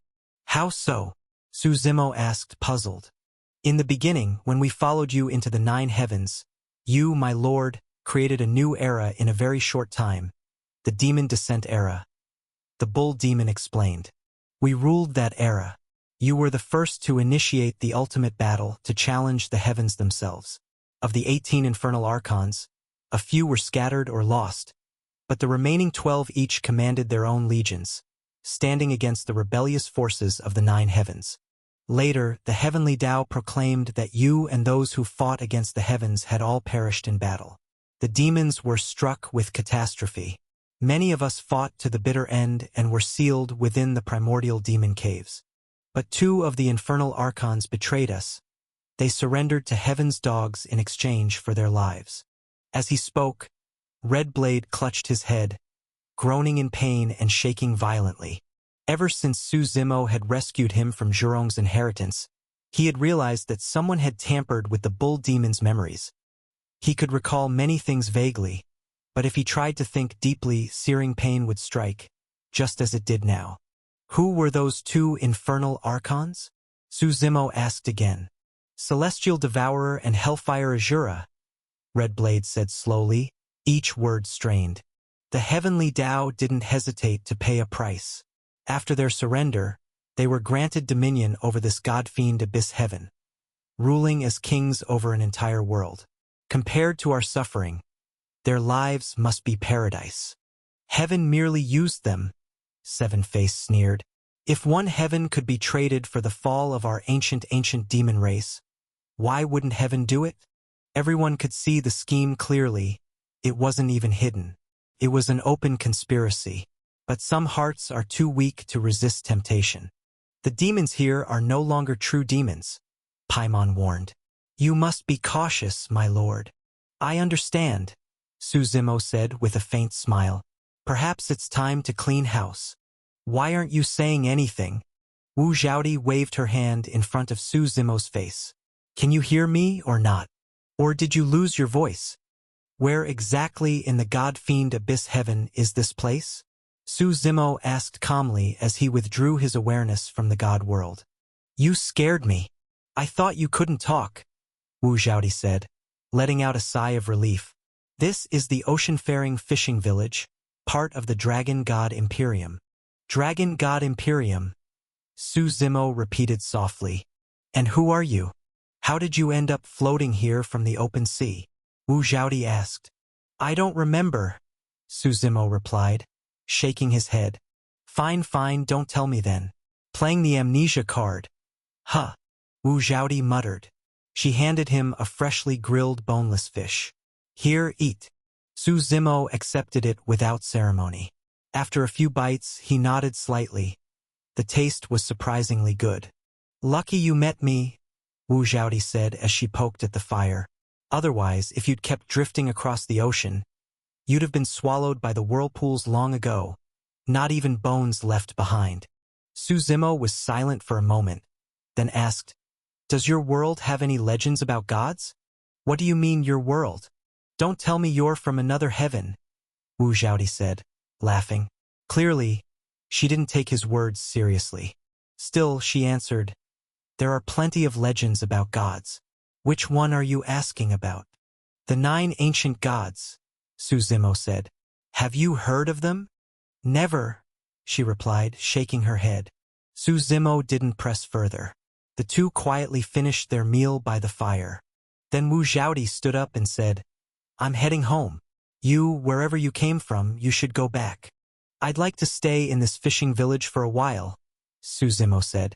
He wanted a period of calm, somewhere to avoid attention and recover.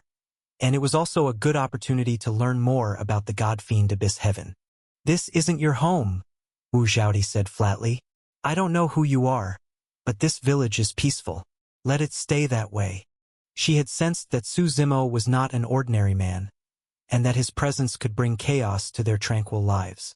I have no home, Su Zimo said quietly. His true home was in the true martial sacred ground, but in these 9 heavens nowhere could be called home. Then where will you stay? Wu Zhaodi asked. The sky is my roof, the earth my bed. The world is vast. Where can't I stay? Su Zimo replied calmly. Suit yourself, she said, waving him off as she walked down the slope. When she was gone, Su Zimo sat cross-legged once more. In his right palm, the faint outline of an oval-shaped leaf shimmered into view. Normally, it remained hidden, but when he willed it, it emerged from beneath his skin. The God Tree's blessing, Su Zimo murmured. To die and live again, Jumong's inheritance was indeed miraculous. Yet forming that leaf came at a tremendous cost. The leaf that had revived him had been condensed by the last remnants of the tree spirit's power. Now, to recreate another would take a very long time. However, Su Zimo had also discovered that his own tree of life made cultivating this inheritance far easier, almost effortless in comparison. Still, he wasn't in a hurry to cultivate. Instead, he returned once more to the God world within his inner world. The death flower and world tree he had once recovered were now entangled together inside. When Su Zimo looked again, he found that something unbelievable had happened. The death flower had merged with the world tree. In truth, it was beyond comprehension.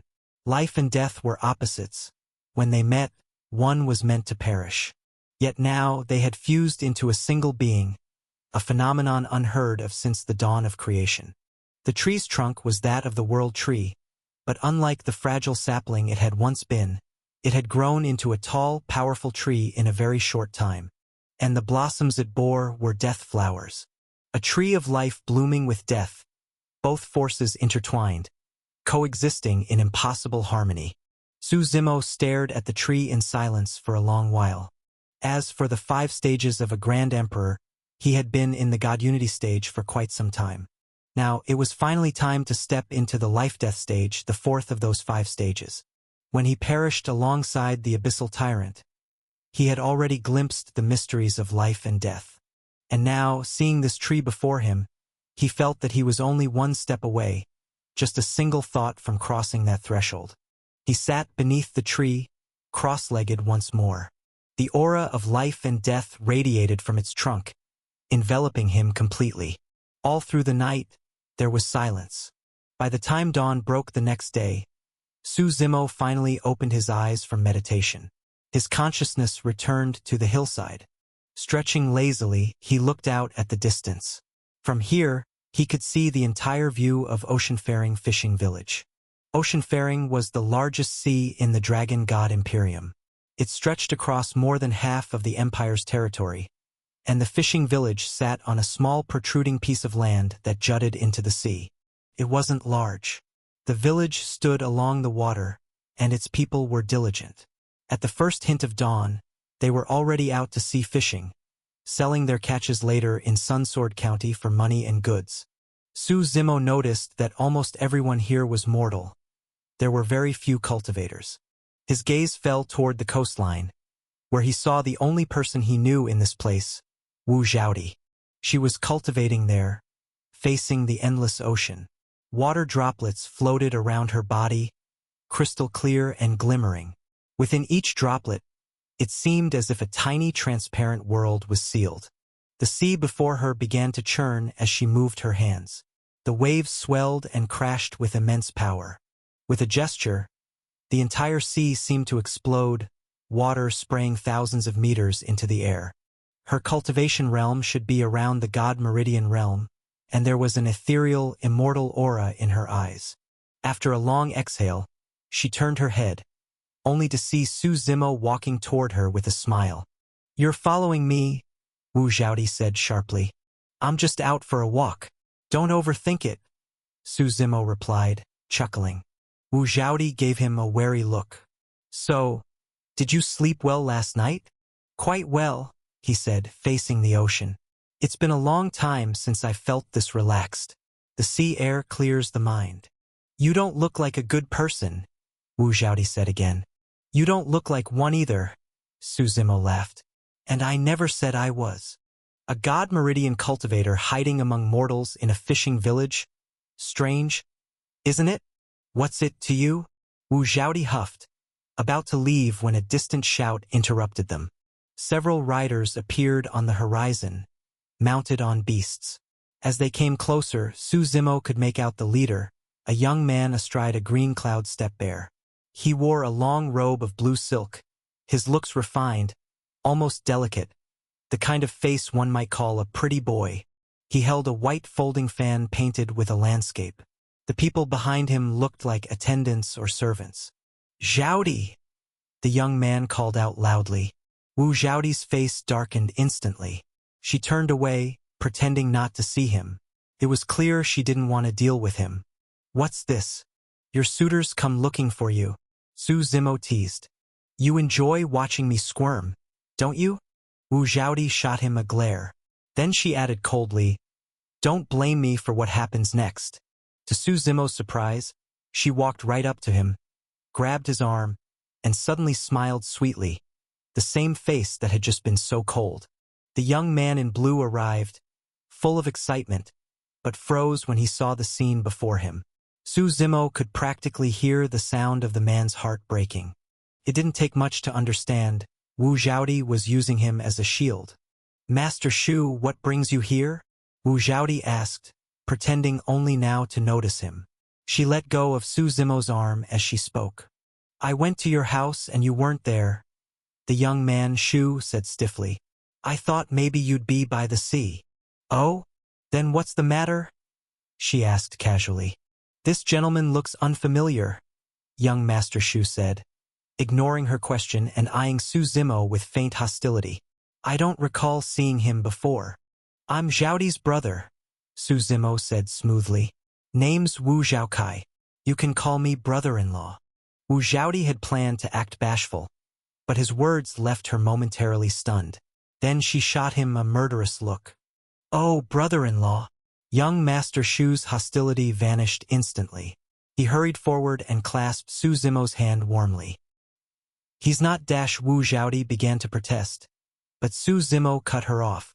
"Sister, that cultivation technique you were using just now was impressive. What's it called?" Wu Zhaodi understood the threat hidden in his words. She was hiding her identity as a cultivator here. If that secret got out, her peace would vanish overnight. "Brother-in-law, you must be new to Sunsword County," young Master Shu said eagerly. "You probably don't know the area well. Allow me to play host and show you around." "And you are?" Su Zimo asked, raising an eyebrow. "Ah, my apologies," the young man said with a polite smile.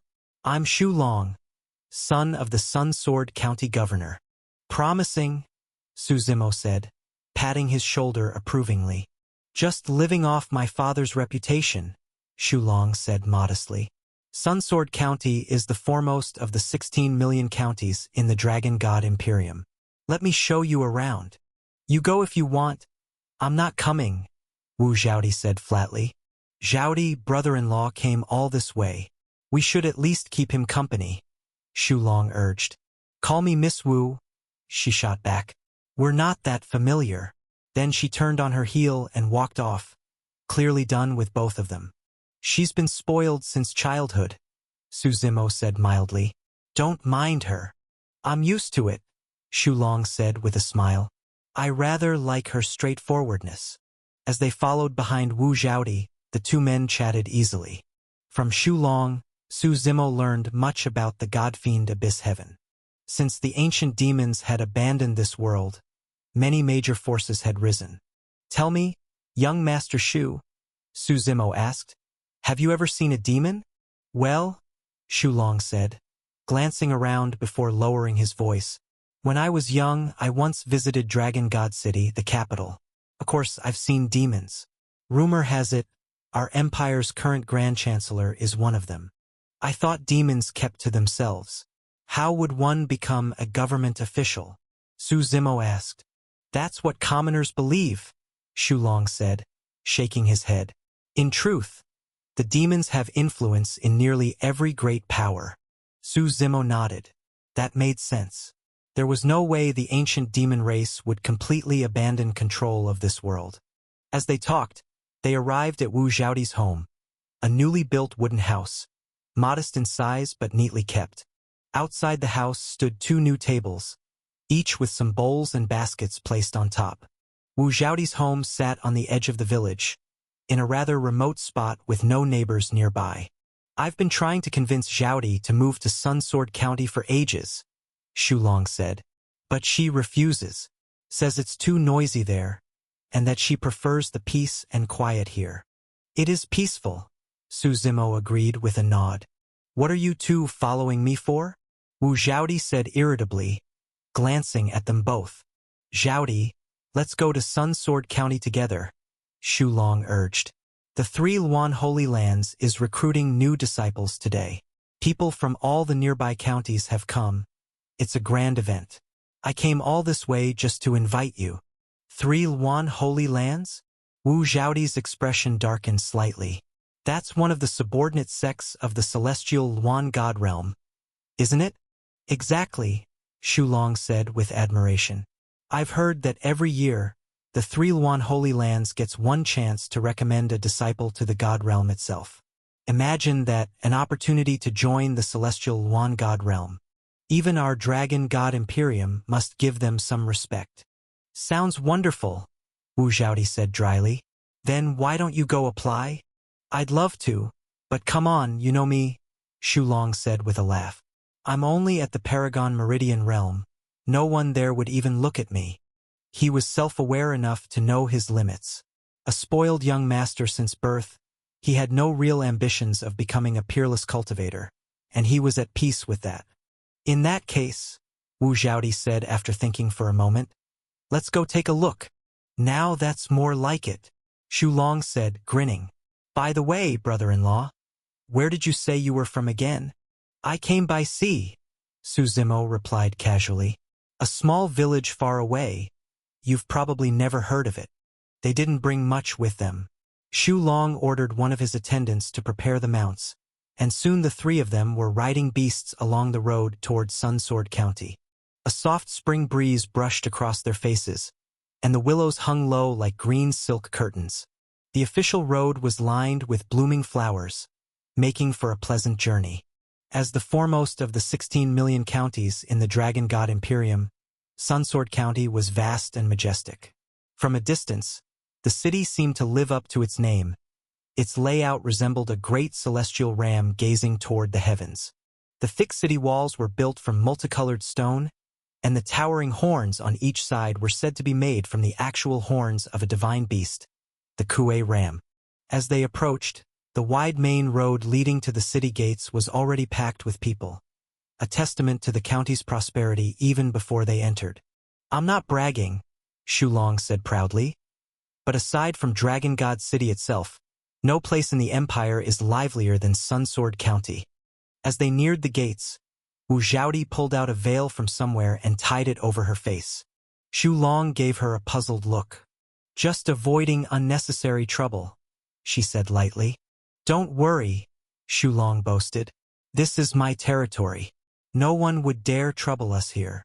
He didn't press further, but Su Zimo guessed that Wu Zhaodi's true identity wasn't simple, and that she feared being recognized. Our Sunsword County is known for two wonders, Shulong said, launching into an introduction.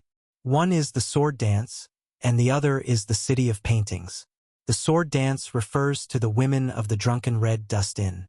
Each of them dances like a celestial sword immortal descended to the mortal world. Their performances are breathtaking, famous throughout the entire God-fiend abyss heaven, unmatched anywhere else. As for the City of Paintings, he continued, it's home to Master Zhang Heng, the painting sovereign himself. He accepts all who wish to learn, regardless of background. His disciples number in the tens of millions, and every day, thousands more come just to seek his tutelage. Shulong grinned. But I figure you won't care much for painting, right? Let's go see the sword dance instead. You can't come to Sunsword County and not see it. It'd be a lifelong regret. I want to see the Three Luan Holy Lands, Wu Zhaodi said. Su Zimo glanced at her, sensing a flicker of unease in her tone. It seemed there was some history between her and that sect. He smiled. Let's go see the sword dance first. The Three Luan Holy Lands will still be there later. Exactly, Shulong said quickly. The Three Luan Holy Lands' envoys are staying with my family while they're here. If you really want to meet them, I can arrange that tonight.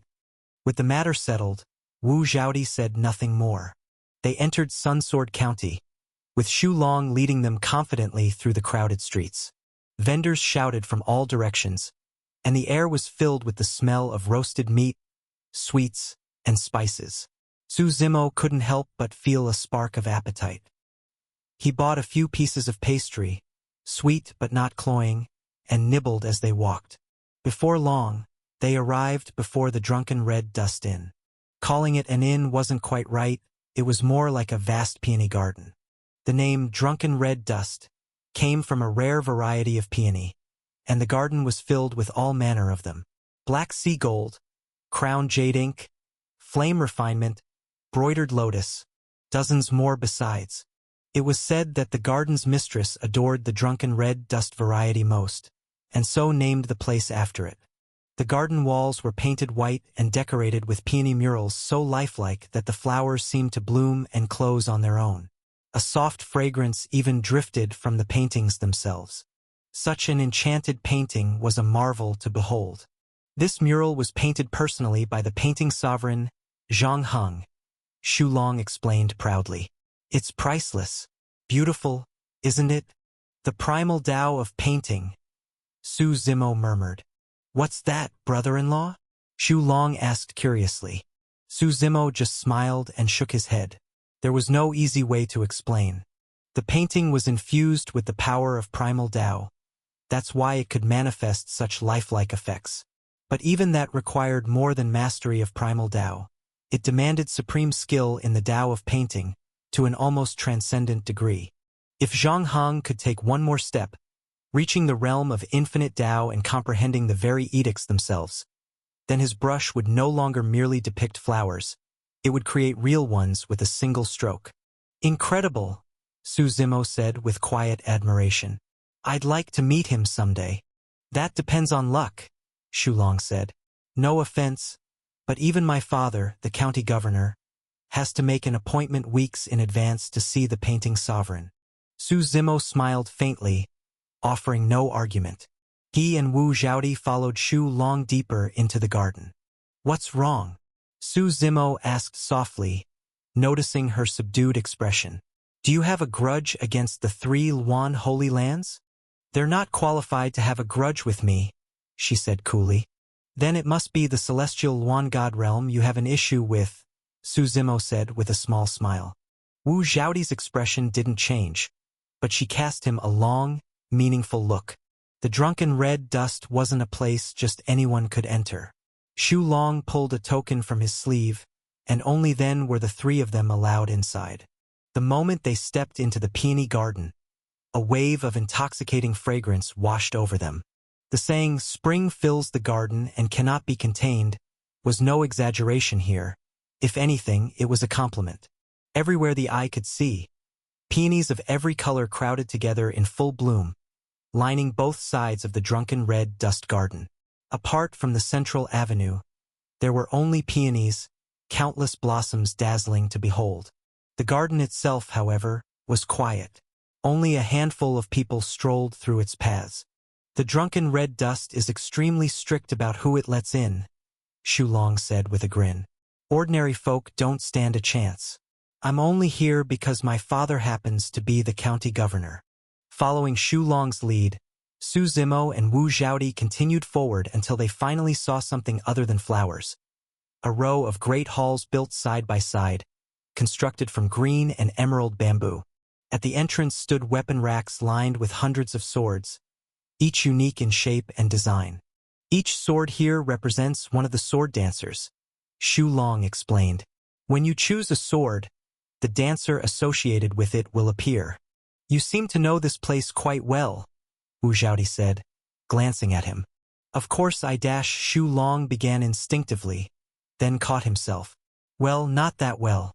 I've only come once or twice with friends. What's the point of choosing a sword if you can't even see the person? Wu Zhaodi muttered. That's the art of it, Xu Long chuckled. You watch the sword to understand the dancer. Each sword embodies a different sword intent and style. That's what makes it fascinating. Su Zimo walked forward, his gaze sweeping across the blades. Some were cold as ice, sharp enough to chill the bones. Others burned with fiery passion. A few carried a shy, tender aura, pure and clear as spring water. "Since you're the regular here, Brother Shu, I'll let you decide," Su Zimo said. Without hesitation, Shu Long raised his right hand and lightly tapped 3 of the swords.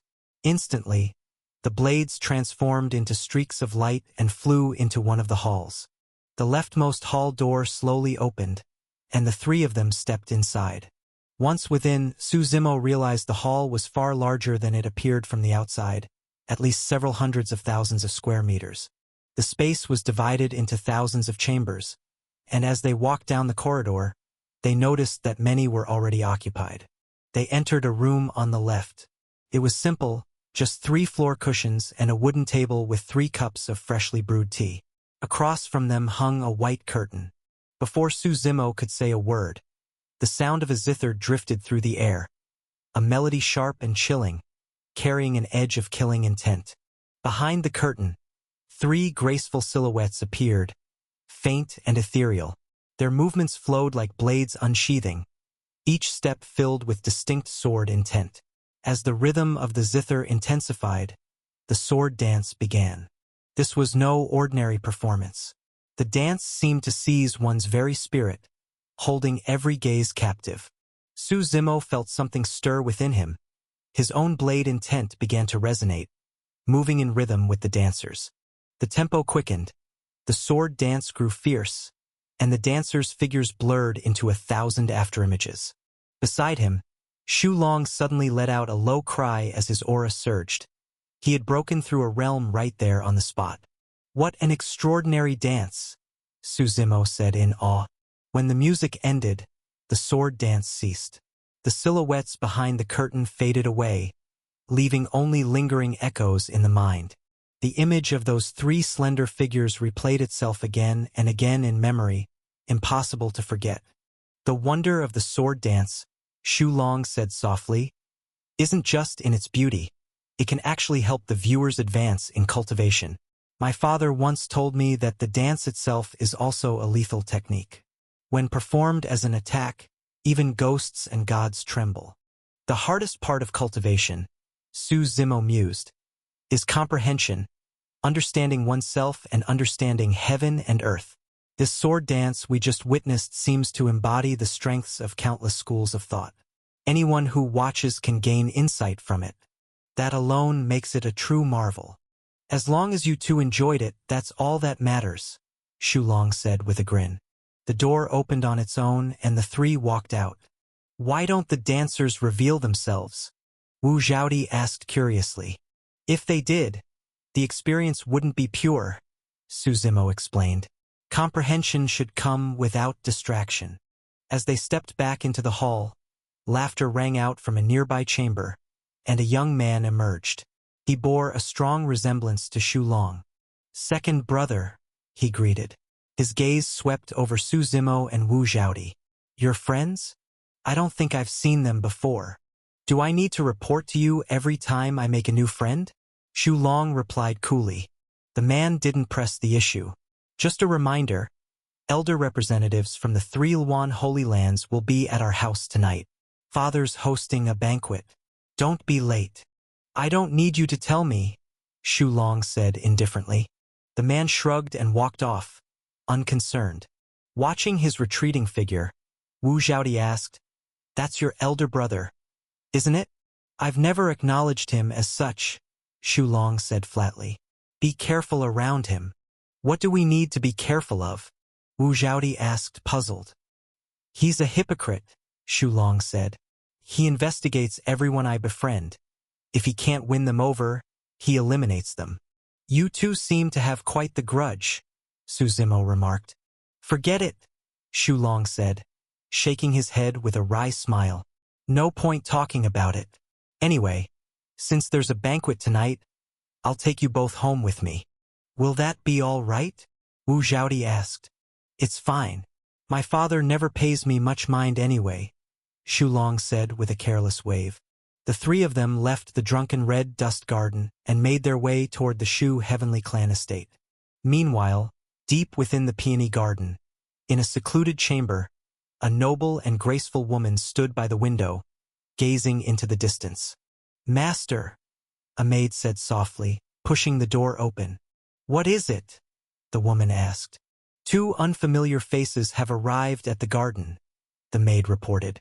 "The Shu Heavenly Clan's second young master brought them, a man and a woman. The woman seems to be at the God Meridian realm, but I couldn't discern the man's cultivation." "How intriguing," the woman said with a faint smile.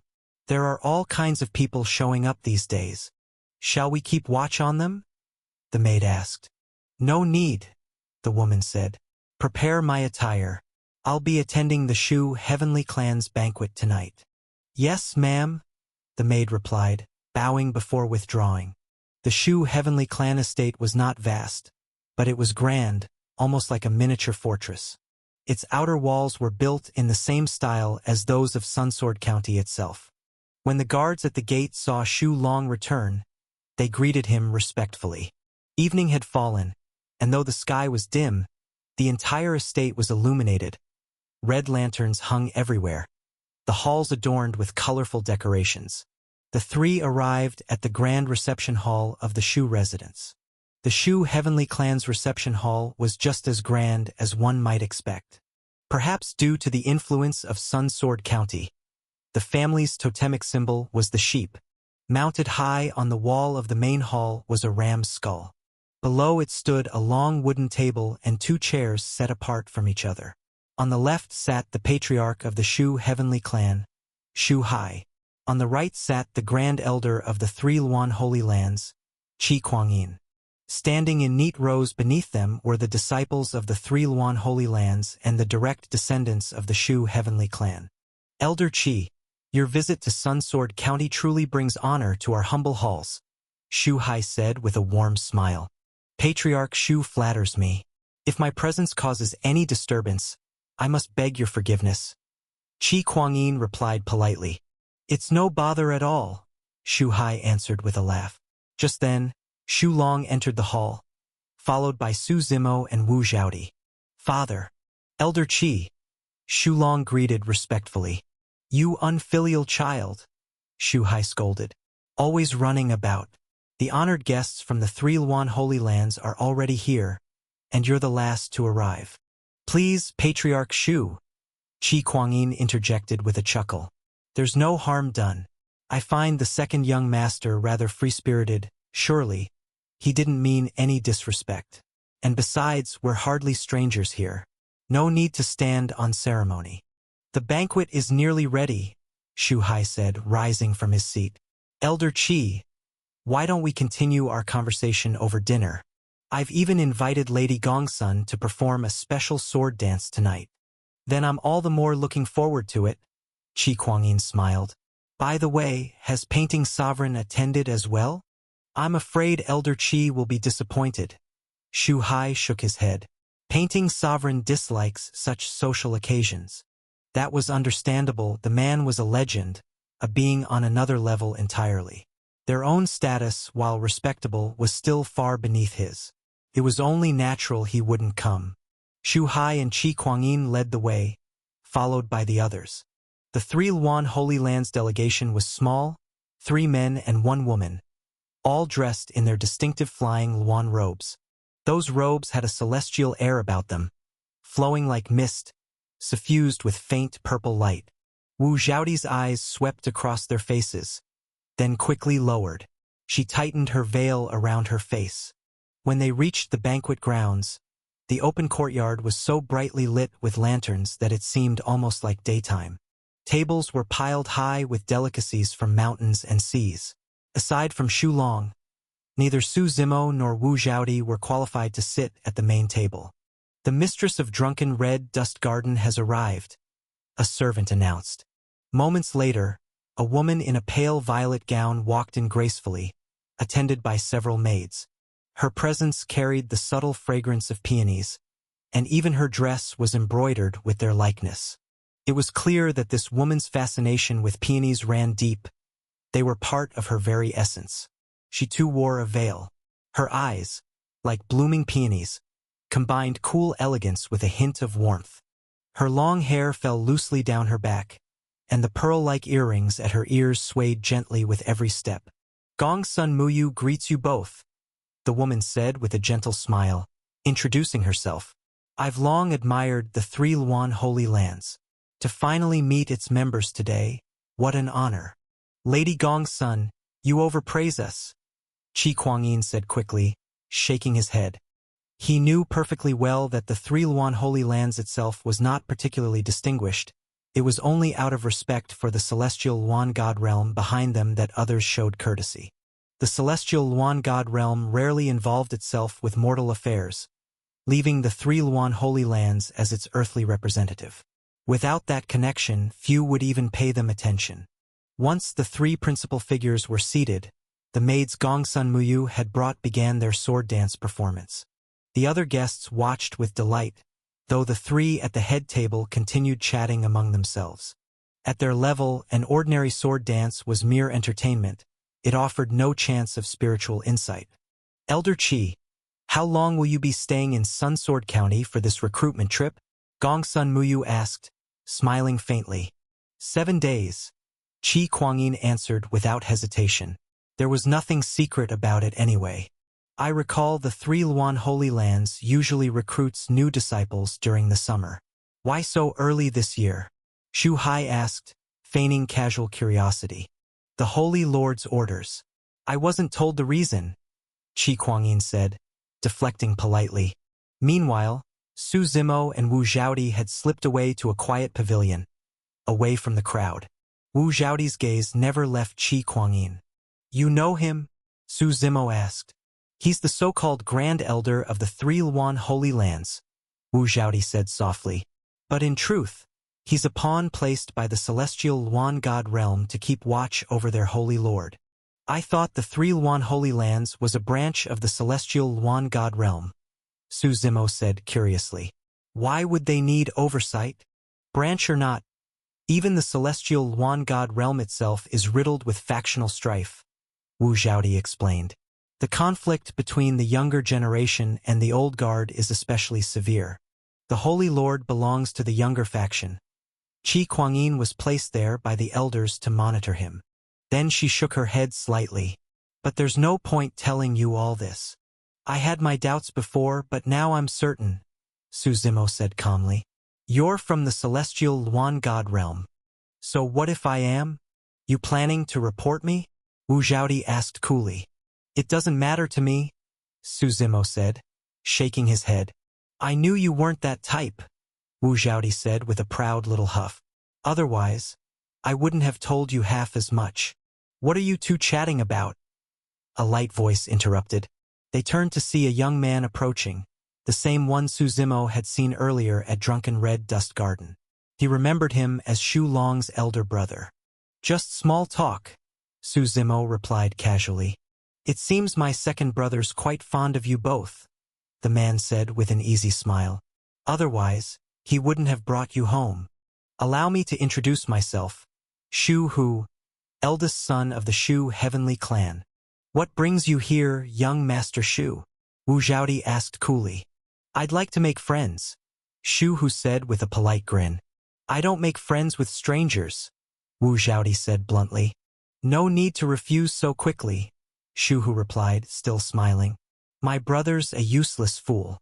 Being close to him is a good way to shorten your life. But if you make friends with me, well, in Sunsword County, there's nothing the Shu Heavenly Clan can't make happen.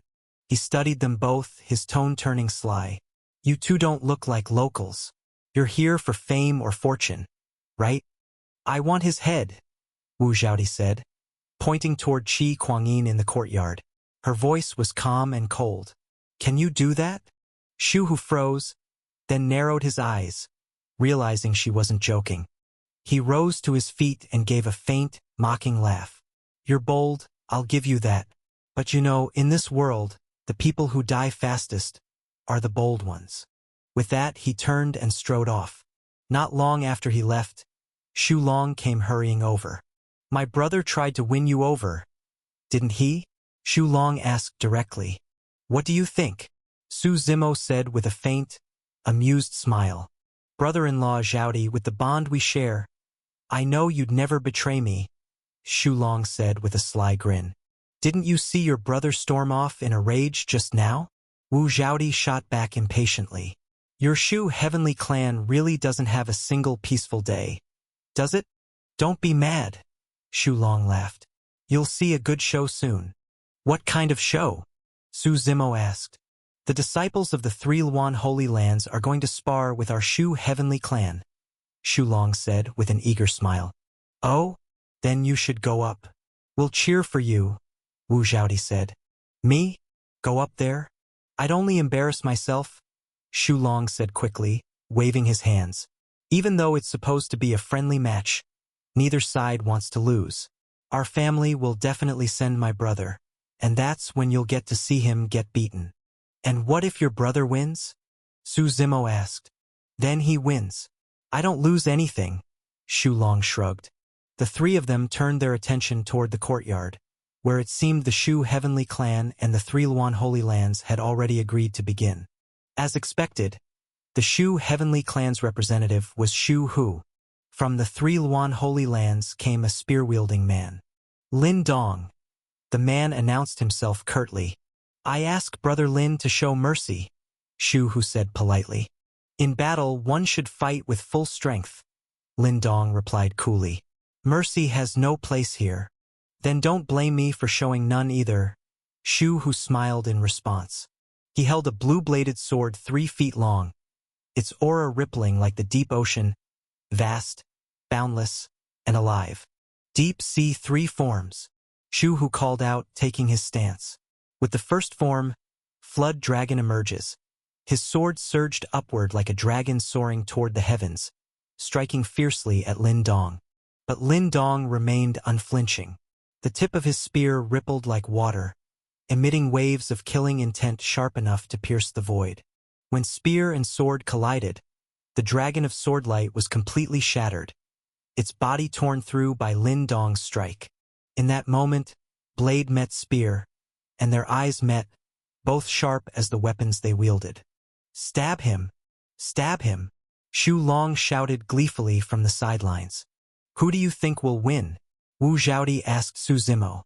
Whoever fears death less will win, Su Zimo replied. Their strengths were almost evenly matched. Fighting head-on would lead nowhere. Only someone ruthless enough to risk their own life could seize victory. Wu Zhaodi nodded slightly, agreeing with his assessment. As the battle heated up, it became clear that Lin Dong possessed a brutal edge. He fought without hesitation. Shu Hu, on the other hand, valued his life too much. Whenever faced with a move that might cause mutual injury, he would retreat rather than trade blows. By the end, Shu Hu was clearly being overpowered. Your brother's about to lose, Wu Zhaodi said dryly, glancing at the gleeful Shu Long. She had barely finished speaking when the fight reached its climax. The two figures crossed paths in a blur, and Lin Dong suddenly reached out, gripping Shu Hu's blue sword with his bare hand. Ignoring the pain and blood, he thrust the spear toward Shu Hu's forehead. Donger, stop, Qi Kuangyin said calmly, sipping his tea at just the right moment. The spear halted less than an inch from Shu Hu's brow. Lin Dong withdrew the weapon, his hand dripping blood from where he'd grasped the sword. It's only a friendly match, Qi Kuangyin said with a light smile. Though blades have no eyes, we shouldn't take lives here. Indeed, Shu Hai replied, his expression stiff. Shu Hu, having just brushed against death, was still visibly shaken. The people of Sunsword County aren't much to look at, Lin Dong said coldly. They'd do better joining the Three Luan Holy Lands. That's where true strength lies. There are many talented young people in Sunsword County, Shu Hai said with a forced laugh. You might be offending quite a few with those words. If they exist, I'd welcome the challenge, Lin Dong replied indifferently. Since the mistress of Drunken Red Dust Garden is present, Shu Hai said, smoothly turning the attention toward Gong Sun Muyu. I imagine her sword dancers must include some remarkable talents. Gong Sun Muyu, who had remained silent until then, gave a faint smile. We're merely entertainers. Victory and defeat mean little to us. But if the Three Luan Holy Lands wishes to exchange pointers, we won't refuse. Then please, grant me the honor, Lin Dong said, bowing slightly. He was eager to prove himself, knowing full well the true reason their sect had come here. Hong, Gongsun Muyu said calmly. Go and spar with him. One of the young women who had performed earlier stepped forward. She wore embroidered shoes and a bright red hanfu, her hair tied into 2 small braids. Most notably, she held a wooden practice sword, not even a real blade. I can give you time to fetch a proper sword, Lin Dong said, his tone dismissive. Wouldn't want to be accused of bullying you. If your speed is fast enough, even a blade of grass can kill, the maid said coolly. The weapon doesn't matter. Confident, are you? Then let's begin, Lin Dong said. But the moment the words left his mouth, he felt a sudden chill on his neck. He froze. Slowly, he reached up and touched the side of his throat. Blood trickled down his fingers, only a shallow cut, but deep enough to make his point clear. She could have taken his head if she'd wanted to, and he hadn't even seen when she moved. After the strike, the red-clad maid showed no pride, no emotion at all. She simply turned and walked back to her place, as if she had done something utterly ordinary. Elder Qi, forgive the disturbance, Gongsun Muyu said lightly. No, quite the opposite. I'm enlightened. Qi Kuangyin laughed, shaking his head. Truly, there's always someone stronger. A sky beyond every sky. Donger, you can't complain about losing. Lin Dong took a deep breath. Though unwilling, he had no argument. The night deepened. In a void so dark that nothing could be seen, Miss Jing sat cross-legged upon a lotus seat. She was like the first crescent moon, her form bathed in a silvery glow that pierced the surrounding darkness. Abyssal Tyrant is dead, came a voice from the shadows. Miss Jing slowly opened her eyes, a surge of immense power radiating from her. And him? She asked softly. He died as well, the voice replied. Just like that, she said, her tone full of disbelief. I'll investigate further, the voice continued. I don't quite believe it myself. Miss Jing was silent for a long time before asking, What of the heavenly court? The message was sent, the voice answered. But word has come that the Mirage Tides Heaven rejected our proposal. They refused, Miss Jing said in surprise. How dare they? With the Lord of Death on their side, the voice said grimly. What do they have to fear? Under the leadership of the Lord of Death, the Mirage Tides Heaven has become more and more arrogant, the voice explained. They refuse to comply with any conditions. What does the king say about this? Miss Jing asked. There's been no response, the voice replied. I suppose we're expected to handle it ourselves. In that case, Miss Jing said, with our current power, we'll put the Mirage Tides Heaven aside for now. The priority is to track Su Zimo's whereabouts and confirm whether he's truly dead. Even as she spoke, she didn't quite believe it herself. Still, that was their current objective. The voice gave no reply and gradually faded into silence. Miss Jing's gaze lingered on the void before her. Once again, the darkness around her returned to stillness. In the Shu estate, the once casual banquet finally came to an end after a battle fought without smoke or blood. Drunken red dust emerged as the biggest winner. Though they were merely a group of women who rarely flaunted their abilities, a casual display of their skill left everyone wary of underestimating them again. As for the Shu Heavenly Clan, backed by the Dragon God Imperium, they had little to fear from anyone. After the banquet, Shu Long began arranging lodging for Su Zimo and Wu Zhaodi. Once they arrived at their courtyard, Shu Long glanced around to make sure no one was nearby and said in a low voice, Brother-in-law Zhaodi, I just got word about something. Thought I'd better tell you. What is it? Su Zimo asked curiously.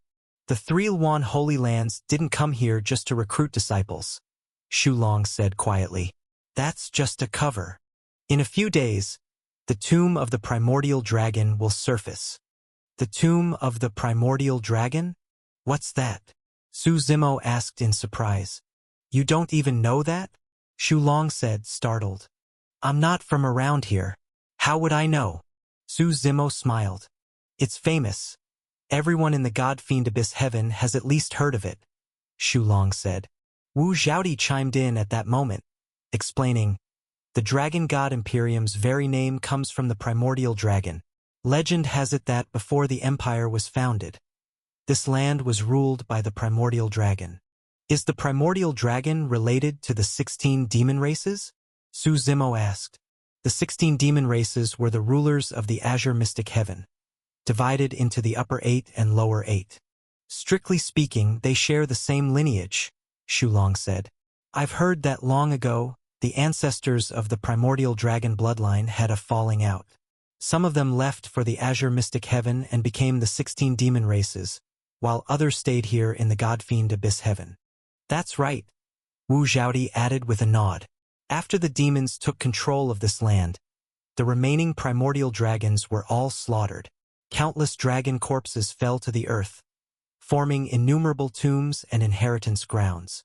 "So what you're saying," Su Zimo said, "is that everyone who came here is after the primordial dragon's legacy?" He thought of the beast compendium he'd acquired before. After capturing the arrogant beast and the elder fiend of Fiend Mountain, he hadn't used it much since. Perhaps this primordial dragon could fulfill one of its remaining conditions. "Most likely, yes," Shu Long said. 8 or 9 times out of 10, that's the case. I only heard about it tonight myself. Still, it doesn't concern us directly. Just stay alert for the next few days." "I'd actually like to take a look at the primordial dragon's tomb," Su Zimo said suddenly. "What? Brother-in-law, no way," Shu Long blurted out. "There's no need for us to get mixed up in that chaos." "I want to go too," Wu Zhaodi said immediately. "Fine then," Shu Long said quickly, shifting his stance in an instant. "I'll make arrangements tomorrow. If the Shu Heavenly Clan sends a party, I'll make sure to bring you along." Su Zimo glanced at him. This guy really changed sides fast. So that's what they mean by choosing beauty over everything else. "But remember," Shu Long warned, "you can watch, but don't cause trouble." After Shu Long left, Wu Zhaodi didn't head back to her room. Instead, she pointed to the pavilion in the courtyard. "Talk for a bit?" she asked. Su Zimo didn't refuse. "I'm planning to kill Qi Kuangyin," Wu Zhaodi said bluntly. "It's going to cause a lot of trouble. If you want to leave, do it soon." "That's all?" Su Zimo asked flatly. "The Three Luan Holy Lands itself isn't the scary part," Wu Zhaodi said, shaking her head. "It's the celestial Luan god realm behind them that's the real threat. I won't lie to you. I'm alive only for revenge. Starting tomorrow, we'll go our separate ways." "Your revenge doesn't concern me," Su Zimo said. "But I'm still going to see the primordial dragon's tomb." "Why are you so hard to reason with?" Wu Zhaodi sighed. "Right now, everyone sees us as traveling together. If something happens to me, you'll be implicated too." As they spoke, a sudden explosion echoed from the distant sky. A thunderous dragon's roar followed, shaking the air in every direction. A storm of earthen yellow spirit energy gathered above them, swirling upward and piercing through the clouds. The dragon's roar grew louder, more resonant, echoing for hundreds of miles around, shaking heaven and earth. The vision drew everyone's attention. Before Su Zimo could even move, he saw multiple figures from across Sun Sword County soaring toward the direction of the dragon's cry. "Guess it's true what they say, better lucky than early," Su Zimo said with a grin. "A dark night and strong winds," Wu Zhaodi murmured softly, "an omen of blood and chaos." She didn't care about the primordial dragon's inheritance. All she wanted was the lives of those from the Three Luan Holy Lands. Su Zimo could tell she didn't want to discuss her reasons, so he didn't ask. He rose into the air, following at a steady pace toward the sound. When Su Zimo and Wu Zhaodi arrived, the place was already occupied by several factions. Among them, Su Zimo recognized 3 drunken red dust in the Three Luan Holy Lands and the Shu Heavenly Clan. The other 2 were unfamiliar. One consisted of 2 burly men. Shu Long explained that they were notorious bandit brothers from Sunsword County. The other group was shrouded entirely in black robes, concealing their identities. 5 factions in total surrounded the area. At the center lay the location of the primordial dragon's tomb. The earthen spirit energy continued to gather and rise, spiraling upward toward the heavens. Well then, Elder Chi Kuang-in of the Three Luan Holy Lands said, scanning the crowd with a smile, "Which of you would like to go first?" "Elder Chi, with your status and rank, you should lead the way," Gong Sun Muyu said with a polite smile. "Forget the formalities." One of the bandit brothers snorted. "We're not waiting for anyone." Without hesitation, the two of them leapt straight into the center. The others waited, watching for any signs of danger. When nothing happened, fear of missing out overcame caution. The group of black-robed figures soon followed, jumping in after them.